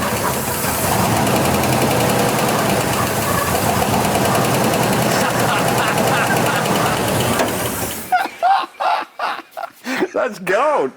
That's a pretty good car. Can you believe that? I reckon if we just clean the fuel filter out, put some fuel in it, Yeah. put some gas in it, you'll be driving. It's got no brakes, but apart from that. Well, at least the engine runs. That's just gone up another 50 grand, mate, because we just shown the battery work. How's that? So- After all those years, and she just fires straight up. Aussie ingenuity, mate. Aussie ingenuity, right Yeah. there, right there. How You remember good's we that? used to break the fuel pump and you'd put the Yeah. put the petrol in the washer bottle and squirt the fuel down the car together. Right next to all the coils and everything. That's good. Oh, that's excellent, mate. Yeah. Oh, well. Oh, well, Marianne would be stoked to Must see have had that. castor oil in it, mate. Oh, of course. Yeah. Bit of blatant product there. Yeah. That's good. So Well, what do you but- think? Well, I'm impressed. Oh, mate, I love it. I love these old Aussie Yeah. cars. And I like the history. 308. I like the history straight with the up. CEO. You know, that's where it came from, the CEO Yeah. Holden, and I just, mate, I just don't know where it's. What would you? This would be one. You know how we said with the Falcon about whether you'd restore it. This would almost be just like clean it up, get it running. It wouldn't be hard to get it running, would it? Yeah, maybe. Paint's pretty good. Tidy it up. Yeah. Maybe throw a coat of paint. Mate, on it, all you just need to do is patches. throw a battery, a bit of fuel down the carbon. We just proved it runs. Like, give us a couple of hours, we'd be driving this. Yeah. Check the brakes and go. Yeah. Beautiful lady too. I spoke to Marianne, who owns this. Beautiful lady. She did a nursing job. That's the only reason she parked it up. She took on a nursing role, and with the two doors, she was, I think, you know, elderly people. She was ferrying around, no good. So she had to get another car. That's why she parked it up. But she actually, I've got a feeling she didn't actually want to sell it. You know, it's one of those things. But you Wouldn't know got what? nothing for it back then either, mate. No. Probably used as a speedway car or something. So It's just turned out to be a really good investment for her. Fantastic. So I hope she gets really good money for it, and she deserves it, and I think it will. You know, I reckon it's a cool rig. and you discovered it right here on the Gold Coast for us. Yeah, we did. Right? Shows the power of our show. Yeah. Goes worldwide, and this is right under our noses. Fantastic. Well, it'll be interesting to see what it brings. So Yep. it's going to be on Gray's Online, Classic Cars and Bikes. Put that back so no one looks like I've been messing with it. No. And like you said, and it's a runner. Beautiful, mate. I can't believe it started. I can't believe it. You're out of control, dude. Seriously. it's good, mate. You're out of control. It's just really good you asked a battery, mate. That's what did it. Look at that. If you ever need a battery, get one of those. We'll not let you down. You're a shocker. So important with these types of cars. Oh, it's got the books. Books. So look at this, mate. Service history, Tell the the whole bit. story. Now here's the original owner's guide. There you go. Doctor. Check that out. Dr. H.C. Wright, 83 Fernie Avenue, Surfers Paradise. Unbelievable. Lockhart Motors, 17 Orang Street, Southport. Yep. There you go. Yeah, so... Gold Coast delivered, Gold Coast car. Well, that's what Marianne told me. It was a doctor that owned it. Oh, look, a couple of photos, original photos of the car. Look how... She's a glamour, wasn't she? Look how good it was there. Yep. Is there something in the book that says how to start it after it's been sitting for 25 years? No, I think they skipped that. Oh, look, there's all the original photos of it. Oh, there's Marianne. She's a good sort too. She's a bit of a looker too, yeah. Oh, there's the dog. There's a Rottweiler. Yeah, yeah. So it's got all the original... Oh, Marianne, I think there's the very first Rego certificate here too. Fantastic. She was telling me. She's proud of that car. Oh, there it is. There it is there. Yep. Original insurance. And Rego. There you go, 96. That's when she got it, eh? Expired date, 19th of the 2nd, 90. That's when it got parked up. Insurance. Yeah, that's when she parked it up. That's when she parked it up. And that picture there, look at the picture of her with the car, mate. Yeah. Imagine if you'd seen her rolling down the Gold Coast Highway, you wouldn't tell me you'd chase her down and get a phone number. You couldn't, no texting or anything in those days. And so that's all with it, the original books. I mean, you never find any of that. Mate, I can't believe that. I know, it's cool, isn't it? Yeah, it's fantastic. Good on her. Good on her. Yeah. Fantastic. Right. You've done it again, Russ. Done it again. Yeah. I hope she gets a good dollar for this. She deserves it. Absolutely. Well, dude, I can't believe that thing started after that many years. I can't wait for the auction to start, see what she makes, mate, because anything like the Falcon, she's going to go for a big number. I certainly hope so. Marianne, fantastic lady. They're really, really nice people. So but I hope she gets a good dollar for it and deserves it too. Exactly right. It's a really good rig. So hopefully we get a few more of that. So it's going up on Gray's online, Classic Cars and Bikes. Make sure you look out for that because that'll be an absolute burster. And we'll be keeping an eye on the progress of it too. So thanks again for Gray's for getting that online. Now, here's another legend as well. He's a legend, isn't he? He is a bit of a legend. Yeah, I'm not sure whether he's as much of a legend as a HJ Caprice two-door coupe. He's probably more international now than one of those. I think he would be. He's probably a bit more like the Jaguar, actually. Bit of both. He is. He's a bit more like the Jaguar E-Type because all the way from UK, from England, Alan Gow. Hey guys, how you doing? It's a bit early in the UK, but I had to get out of bed for you, but it's worth it. We tried to leave it as late as possible because we didn't want to see you rolling around in your jammies or jocks or whatever you get around. That wouldn't have been a good sight. No.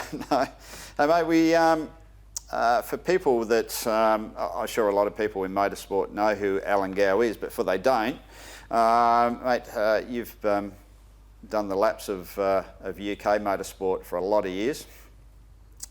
Most noticeably in British Touring Car Championship, BTCC. And started it, got out, back in again, resurrected it and to where it is now. Yes, started as probably a misnomer. The thing's been going for 66 years, so I didn't start it, but I took it over in 91 and built it up through the 90s, the big super touring era, which we all know about. Paul was part of that.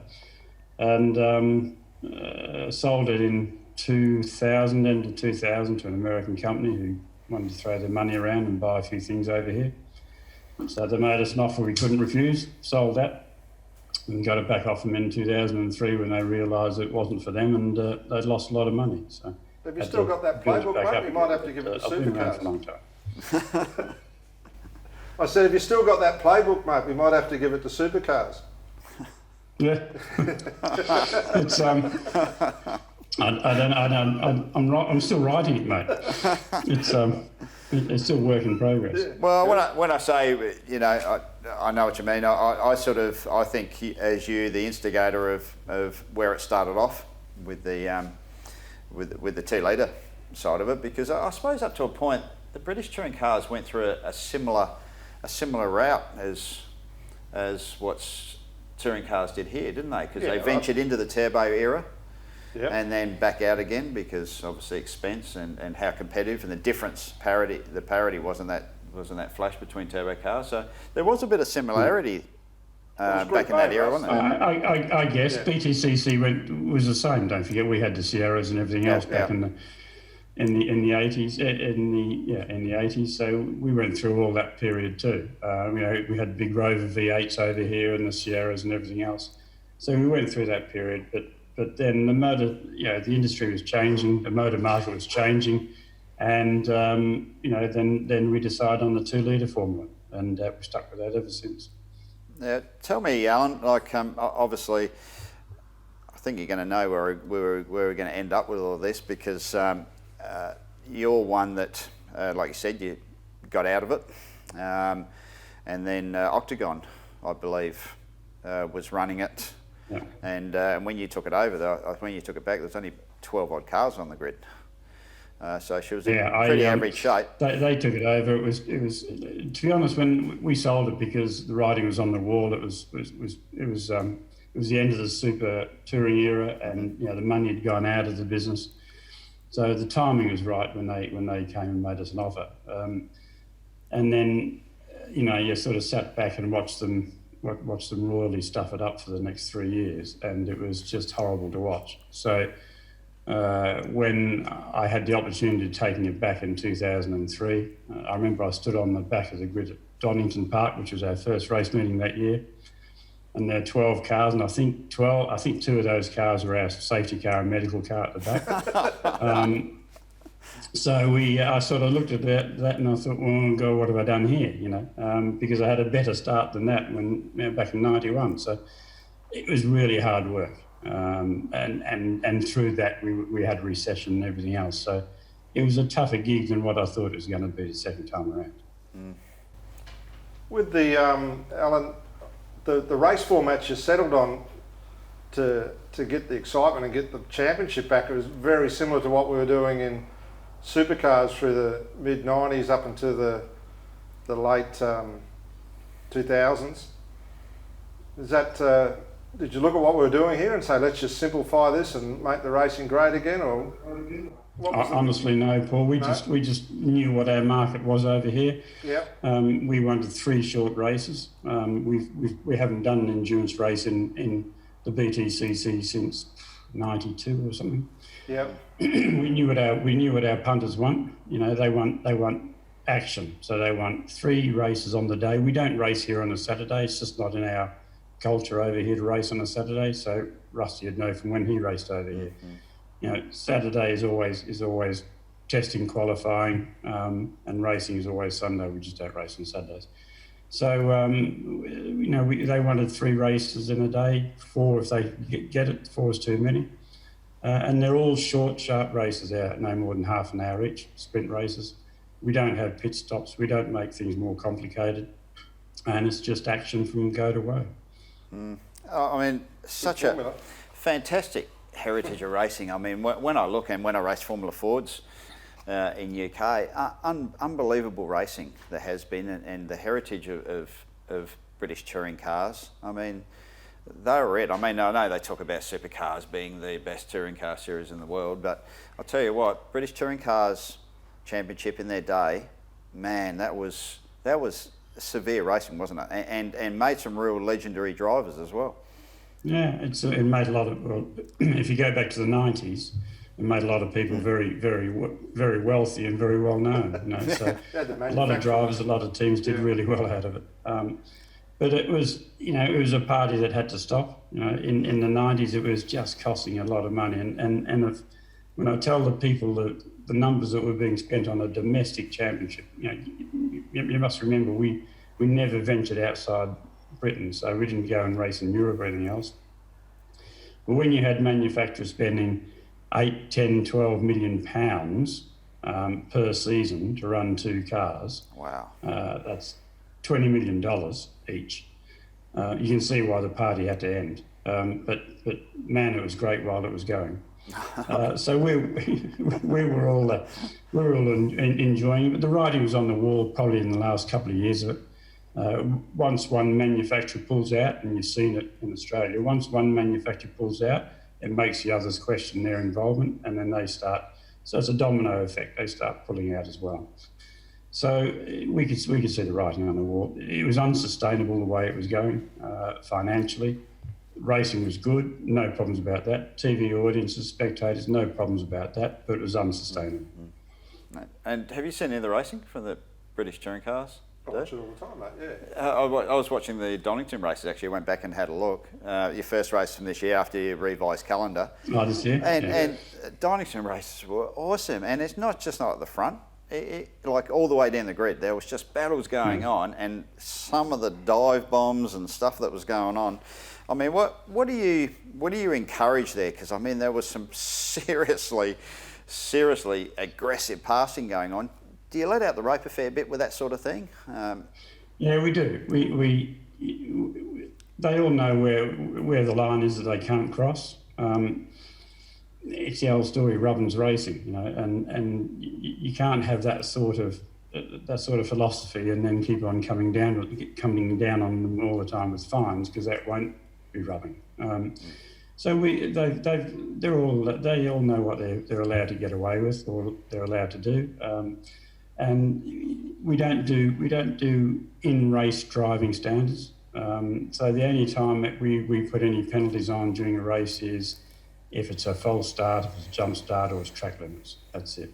Anything else that they do during the race is looked at afterwards for a number of reasons. One is we'll never get it 100% right, and I don't want to stuff up someone's championship by calling it wrong and giving them a penalty during the race. Last year, for example, the top three in the championship, there was 2 points separating them. It's the closest championship in the history of the VTCC. So 3 points covered 3 cars. Sorry, 2 points covered 3 cars. You only have to make one small call wrong during the year, and you've stuffed up someone's, not only their race, but their championship. So we leave all that until the end. And then we just do the obvious stuff like track limits and jump starts and things like that. Yeah. So you're talking about manufacturers, and everyone got drunk on the drunk and drugged up on the manufacturer money. What sort of involvement do you have with manufacturers now, and an estimated budget, and what's their involvement with the way the championship runs now? How do they support the teams? How does that work? That's something we really need to learn on in Australia, because we're not going to have that anymore. No, but look, honestly, the world that's changing all around the world too, Paul. You know, the days of a manufacturer just writing out a check and giving it to a team and saying go race for us are long gone. They'll write out a check for a part of it, and the team will have to supply the rest of the money. Over here, what do we got at the moment? 4 manufacturers. There's 11 different makes and models of cars on our grid. So it's front-wheel drive and rear-wheel drive, and we have all sorts of different body shapes, you know, saloons or sedans, station wagons, hatchback, the whole lot. So of those 11, 5 of those are manufacturer-backed, and they're backed to different degrees. The BMW team, for example, would have nearly full funding by BMW, and then you go to Toyota, would probably be half funded by Toyota, and the rest by commercial sponsorships. There's different arrangements, but no one writes out a check for a manufactured program anymore. And as we go forward, less and less of that will happen. Tell me, Alan. I mean, since you took control of the series back again, how many people do you have running the series? Because how many rounds do you have pre this COVID thing? How many? We have 10 rounds, 30 races. 10 3 rounds? races at each round, 10 rounds. Okay. How many full-time people do I employ? Full-time people, yeah, you got running the show. Including me? Yeah. 4. 4 people. That's good, isn't it? 4 people. 4 people running the whole deal. Yeah, so I have a technical director, Yep. Peter Richards, has been with me for forever. I know Peter. I know Peter, former Ford days. Been around forever. He has. I have Peter Richards, he's my technical director. I have a media manager. I have a coordinator, Dan, who does all the coordination between the teams and the tracks. And I have me, and then we have a part-time bookkeeper accountant. And the TV's done externally? TV's done by ITV. ITV, yep. ITV are our broadcaster, Right. and have been since 2002. And ITV, for Australians who don't know, ITV is UK's biggest commercial network. Okay. So that's like Channel 9, I guess, in Australia. Yep. ITV do all the broadcasts through their own. And the logistics of it as well. Like, so they come film it, put the whole package They together. do. Yep. They do. So they have the rights to it, and they produce it, they direct it, produce it, they do the whole thing. We don't get involved in the TV aspect of it. So how many people work in Supercars? A couple of hundred, I think, mate. And across the TV. Yeah. So it's 85 just in the. I thought there was about 85. Yeah, well, there's a lot of heads there, mate. Yeah. Well, we don't. Yeah. If we were doing TV, we'd have a lot of people working for us too. But take the TV aspect out of it. I don't know how many they would have. But we've always run a lean organisation, as Paul knows. Even in the super touring era when there was all that money swilling around, we never wasted it on staff. So we'll contract out elements of it. We'll contract out, PR and marketing and all that sort of stuff. But we don't pay them full time. Yeah, and that's more cost efficient, obviously, in your mind. Well, you must be, because that's the way you've been doing it. Yeah, it's absolutely. Yeah. And we don't even have an office. Everyone works remotely, and that's nothing to do with COVID-19. This is the way I've been working for 20 years or more. We don't have an office. I work from home, and each of the guys that work for me work from home too. So I'm going to put you on the spot now, Al. As we always do with anyone that comes on. You must know what's going on over here. You keep your ear to the ground, and you obviously still got ties with James Courtney, who's still part of the Supercar series. So you know exactly what's been going on here. And whether they want to admit it or not, it's... And the COVID thing obviously hasn't helped, but even before that, it's there's a little bit of strife. What can you see from the outset, from your side, that needs to be changed, mistakes that are being made, or directions that they should be going, as far as a sport in... It's really easy for someone from the outside to look at things and give comment, because I don't actually know exactly what's going on internally within the organisation. But yeah. I tell you, the only thing I can give is my observations, and every time I go to Australia and go to a supercar event, which hadn't been for years, to be honest, I am gobsmacked by the amount of money that's being spent in doing everything. And I don't mean putting on the race meetings, because they're really great race meetings, and Bathurst is a fantastic showpiece. But the amount of money the teams are spending to run a car is just out of it just blows my brain. Telemetry and the data guys and all that sort of stuff, to me, is something I've always hated. I've never we don't allow telemetry at all in the UK, and there's actually not that many series that do anymore.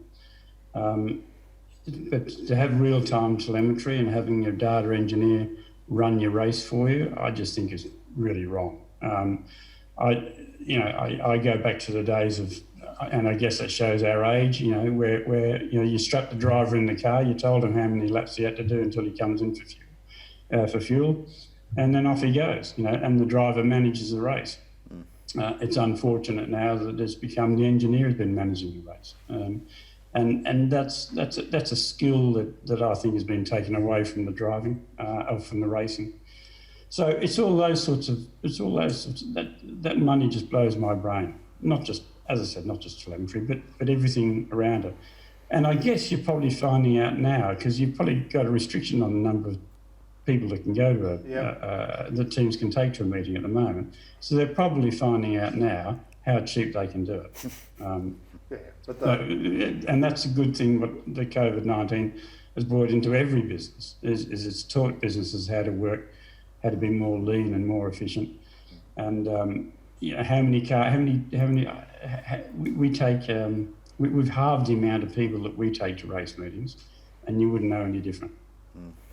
One of the things I'd noticed when I see you operate, Alan, you're very good at making a captain's call and sticking to your guns and making stuff happen. And I think that's one of the successes of the championship and things you've been involved in. And I think you know, the way supercars are going with all the teams on the board and commissions, and it's just a massive bureaucracy. Do you still operate that way? You still got your hand on the tiller and across most things? Yeah, I couldn't do it any other way, Paul.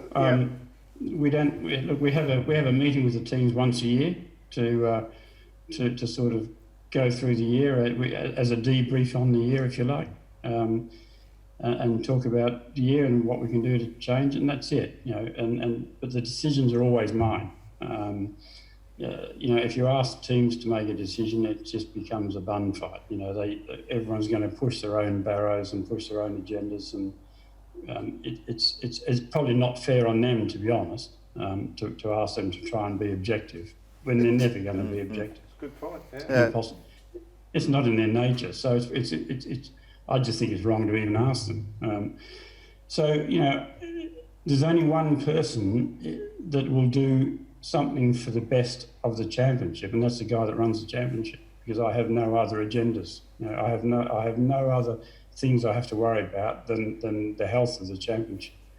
So I make those decisions. Now, I'll receive the input from the teams, of course I do, and I'll go and ask various opinions of people that I trust and everything else. But at the end of the day, someone's got to make a decision, and it's always going to be the person with the best interest of the championship at heart, and that's inevitably going to be me. It's not going to be every team manager sitting around working out how they can get the best out of it. Yeah, well, it's interesting, because I've got a question written down here for you, and it's exactly that. You know, does supercars need to have dare I say it, with everything that's going on around the world, a dictatorship? But and the way you answered is absolutely correct, Alan. To save them from themselves, because you know, it seems to me team owners and franchise owners should have an interest in the sport, but they shouldn't have influence. And at the moment, every single one of them seems to have some sort of influence, and there's that many chiefs. It's incredible. So hence why I think decisions, we look at decisions that are being made, and we sit here and you know, we've been around a fair while. We've raced around the world and done lots of stuff and seen lots of categories, and like BTCC and all the rest of it. But some of the decisions, you look back and go, why? Well, it just becomes a bureaucracy, Russ, and if you don't like the decision, the best... The monkeys running the zoo. Yeah, if you don't like the decision, the best thing to do is just stall it. And the more bureaucracy you put in, the easier it is to stall it. I think, you know, you just got to have someone there that can go, that's what we're doing, and let's get on with it. So, you know, I'm sure... My experience is that people like decisions, whether they're right or wrong, just give us a decision. And funnily enough, there was something a couple of weeks ago over here which I made the mistake of asking all the team owners their opinion on, and it went around and round. It wasn't that important, but it went round and round in circles for 10 days, and then to a man, they all said to me, "Just you make the decision. Don't pretend it's a democracy. It's your train set. You just tell us what to do." And that's the general theme of it always. I'd like to think they trust me that I'm going to make a decision that's going to be in the best interest of the championship and not themselves. Have you ever been approached, Alan, from anyone from Supercars in here to yourself, just for advice, or you know, just because you know someone else that runs another as a successful touring car championship in another part of the world? I would have thought that'd be a pretty handy phone call. We've had a couple of approaches. Sean Seamer reached out to me about a year ago regarding our hybrid program, which we're introducing in 2022, just to get some basic information on that. But that's about it. But you know, any time Sean or Adrian, who I know very well, Adrian's asked me a couple of questions about a couple of things we've done on tendering for components, which we've given them the answers to. So anytime anyone asks me, I'm glad to help. So what's planned for the future, Alan, for BTCC? beyond what it is now. So you mentioned hybrid. That's in your opinion, it needs to go there, does it, with the way manufacturers are going? Absolutely. Otherwise, the championship will die. You've got to be relevant to the market around you. It's every car in the UK and Europe will be hybrid or electric within the next 10 years.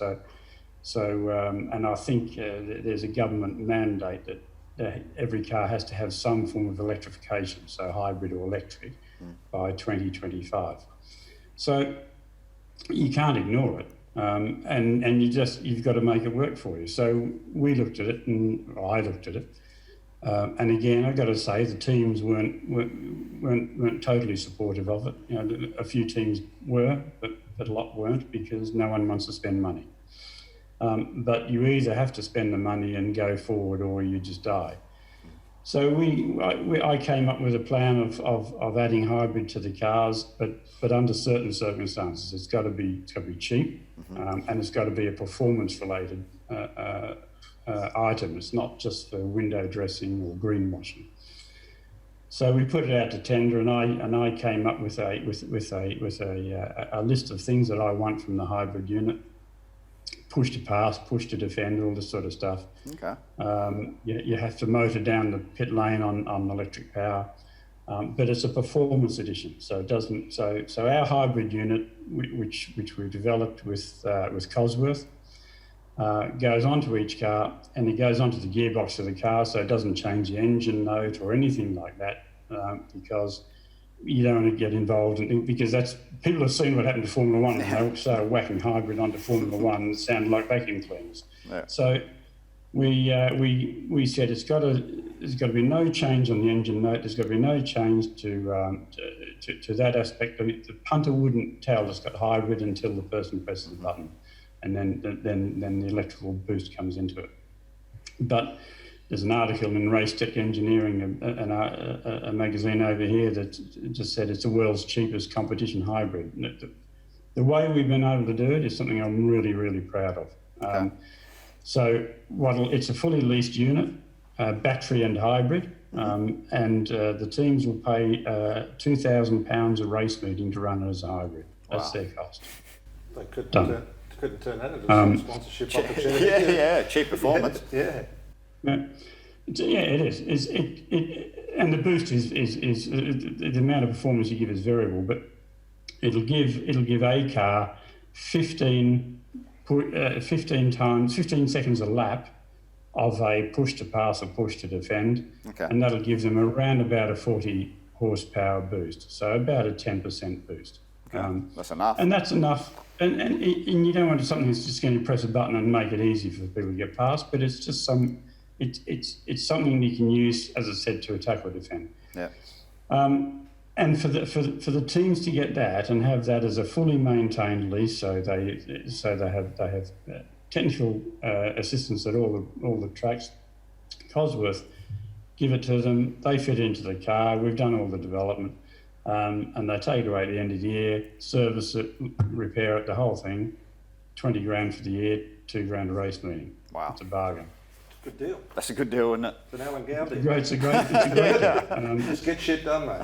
Yeah. Well, you got it. Well, when I that was the figure I always had in mind. And when I said that, everyone rolled their eyes and said, "You'll never do it for that."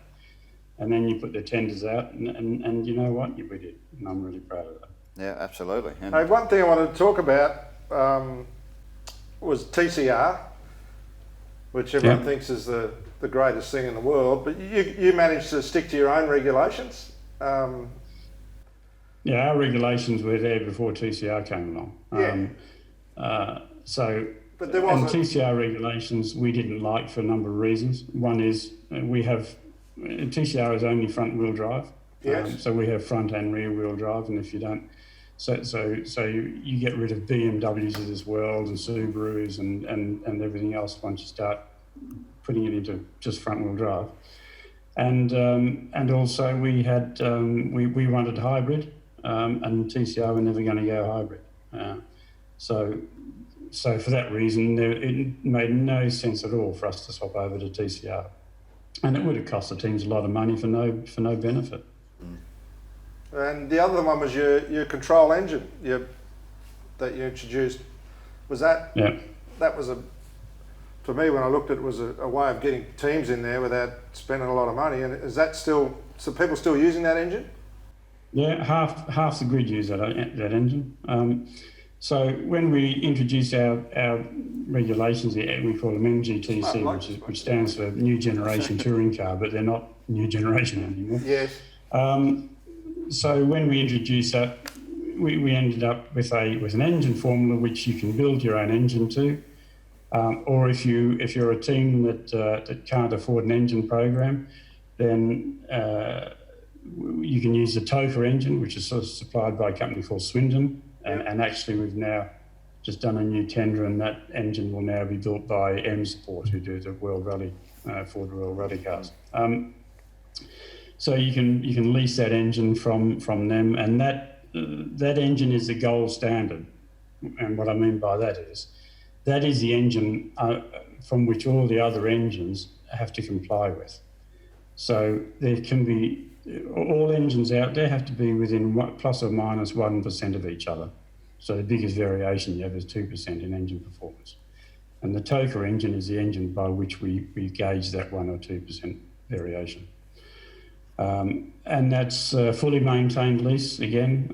You pay £36,000 to Swindon over the course of the year, and that's your engine. Jeez, cheap racing, isn't it? I don't know, all the answers are there for people to go and find out. There's a fair bit of accident damage involved. But you can allow for that, Alan. If the racing's cheap, you can allow for that. In which case, because as at the moment it's the other way around, it seems like teams over here are just too worried about damaging their cars because they can't afford the accident damage. No. Yeah, well, that's true. Look, it's really difficult and probably unfair to compare countries. We go about our racing totally differently. We don't have any endurance races. We don't have big events like that. So we keep our racing pretty simple. And very often we get calls from teams and drivers. Let's go and race at Spa, or let's go and do a race over at the. And I've always said no to that for the simple reason is that 2 men and a dog will watch it, and it'll cost you a fortune to do it. So what's the point in doing it? It's just a vanity event. So I'm very much from that you stick to what you know best. And what's the old saying is that pioneers get eaten by the natives and explorers get lost. So let someone else do it. I'll stick to the formula that I know best. How do you deal with all the different body styles and shapes, and then the aero side of that? Is that something simple again? No, we don't deal with it. You don't? We don't deal with it. The only balance of performance we do is on the engines, to make sure the engines are all given the same power. So whether it's a BMW or a Ford or a TOFA engine or whatever, or a Honda engine, it'll give us the same power. How it arrives at that power is up to them, because they'll set their own engines up to maybe one will be more torquey than another, whatever. But they all give the same power. The different body shapes we don't deal with at all, and nor do we deal with aero. There's certain regulations that you build a car under. When a car is first homologated, we take the road car to a wind tunnel, and we set the position of the spec rear spoiler. Okay. And so that every car has got the same amount of drag. And so that's the position for the rear spoiler, and then the rest of it's up to you. So what car you decide to use aerodynamically is up to you. Once we start chasing those sorts of areas, it's never ending.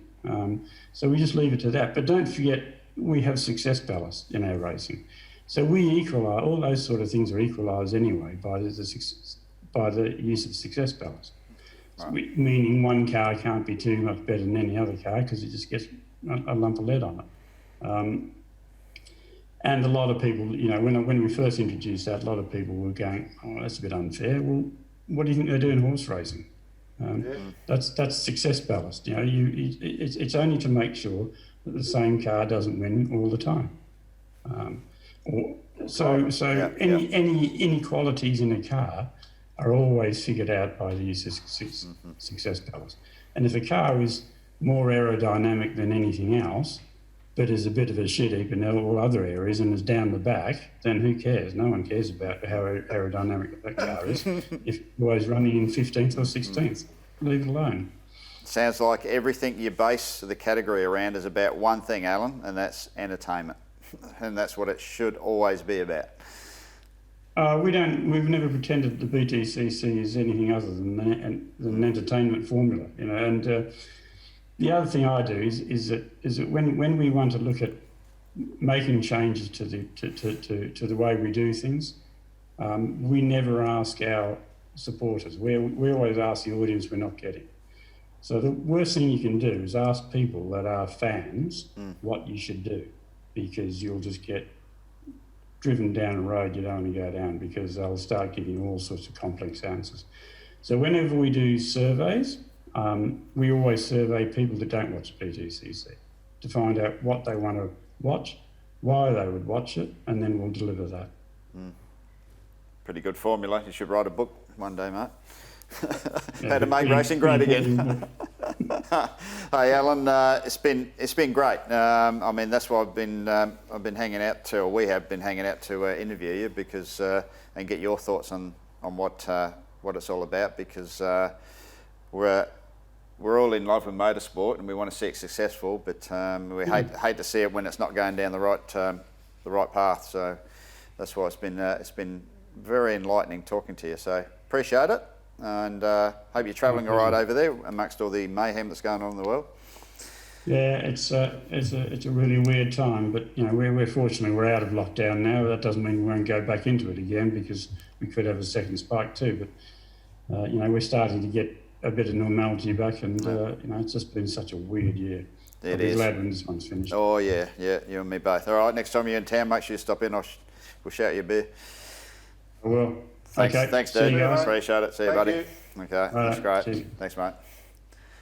Jeez. Good, eh? Very good, mate. Yeah, it's good. I got to tell you, it's I've been hanging out to actually. I've had it in the back of my mind about getting Alan on the show, you know, because he's been there and done that. You know, who's your mind job, Russ? Yeah, I know exactly what you're going to say. I know. I was actually going to bring that up, but I'm not sure whether him and Tony get along, so I don't know. No, they're same There mould. have to be mutual respect there, but like... As soon as he said about I make the call. That's the decision. He walks onto the racetrack and people stand to attention. He's got their respect. Do people hate him sometimes? Yeah, they do, but he makes a decision, and whether you like it or not, since Tony Cochran left, there's no one strong enough to keep the teams in order. Yeah, no. Yeah, it's interesting. And it blew me out. 4 people. 4 full-time staff. Well, he wants to make money. He's also got to make some dough. So seriously, yeah. And look, and if it's better and more efficient to outsource things, we'll do that. Sometimes we're doing it in-house isn't the way to go. But here's the simple explanation of the aero. We just balance where your rear wing's got to be for drag, and you have that with the rest of it. No. That used a wind tunnel. Yeah. Yes. It's good though, isn't it? We're driving up and down airports and got people riding the brakes and fudging the homologation and all the rest of it. And this is where we got to. That's where we got to. The cars, buddy, 30% more downforce than what they usually are, because everyone's having a swing at it, and the racing is bloody average because of it. So, that's good. Well, that wraps us up, mate. That was bloody good episode. Jesus, it's been good fun. It is, isn't it? Bloody good fun. Yeah. We've got to keep on top of this, because I don't know how we keep finding better things to test and talk to, but we'll find it. Oh, I think as our fan base grows, people will keep sending us ideas, and most of the ideas come from the fans sending us in the messages. Thanks. Got a live message for us, mate? Have I got a live message? Yeah. No, I don't. You don't live message? What about anything from Alan's? Hey? What about anything from Alan's talk? I don't know. What do you reckon? There's a lot of live messages there. Yeah, it is. Yeah. Don't overcomplicate shit. Hey? Too many cooks spoil the broth. There you go, mate. There's the one right there. Yeah. Only one boss there, mate. Straight off the back. All right. Well, that wraps us up for another episode. Don't forget, all those cars go and graze online. Yep. I think they go up this week. So make sure you graze online, Classic Cars Truck. Big thanks to all our regular sponsors, as well as our new ones. Oh, it's good to get some new support. Yeah, motorsportsales.com.au. Boosters, come on. Boosters, come and give us a couple of phone cards. We had a call the really call the good. team. So appreciate it. We go, mate. If we keep going the way it is, we're going to be able to fill that fridge up with beer finally and have a beer. If there's anyone out there that wants to be a beer sponsor, give us a shout. Well, mate, if we keep getting sponsors, we might be able to go out and buy some beer. Wouldn't that be great? You've never bought a beer in your life, mate. Yeah, you're right. Get a beer sponsor. All right. Thanks, dude. Thanks, guys. See you next time.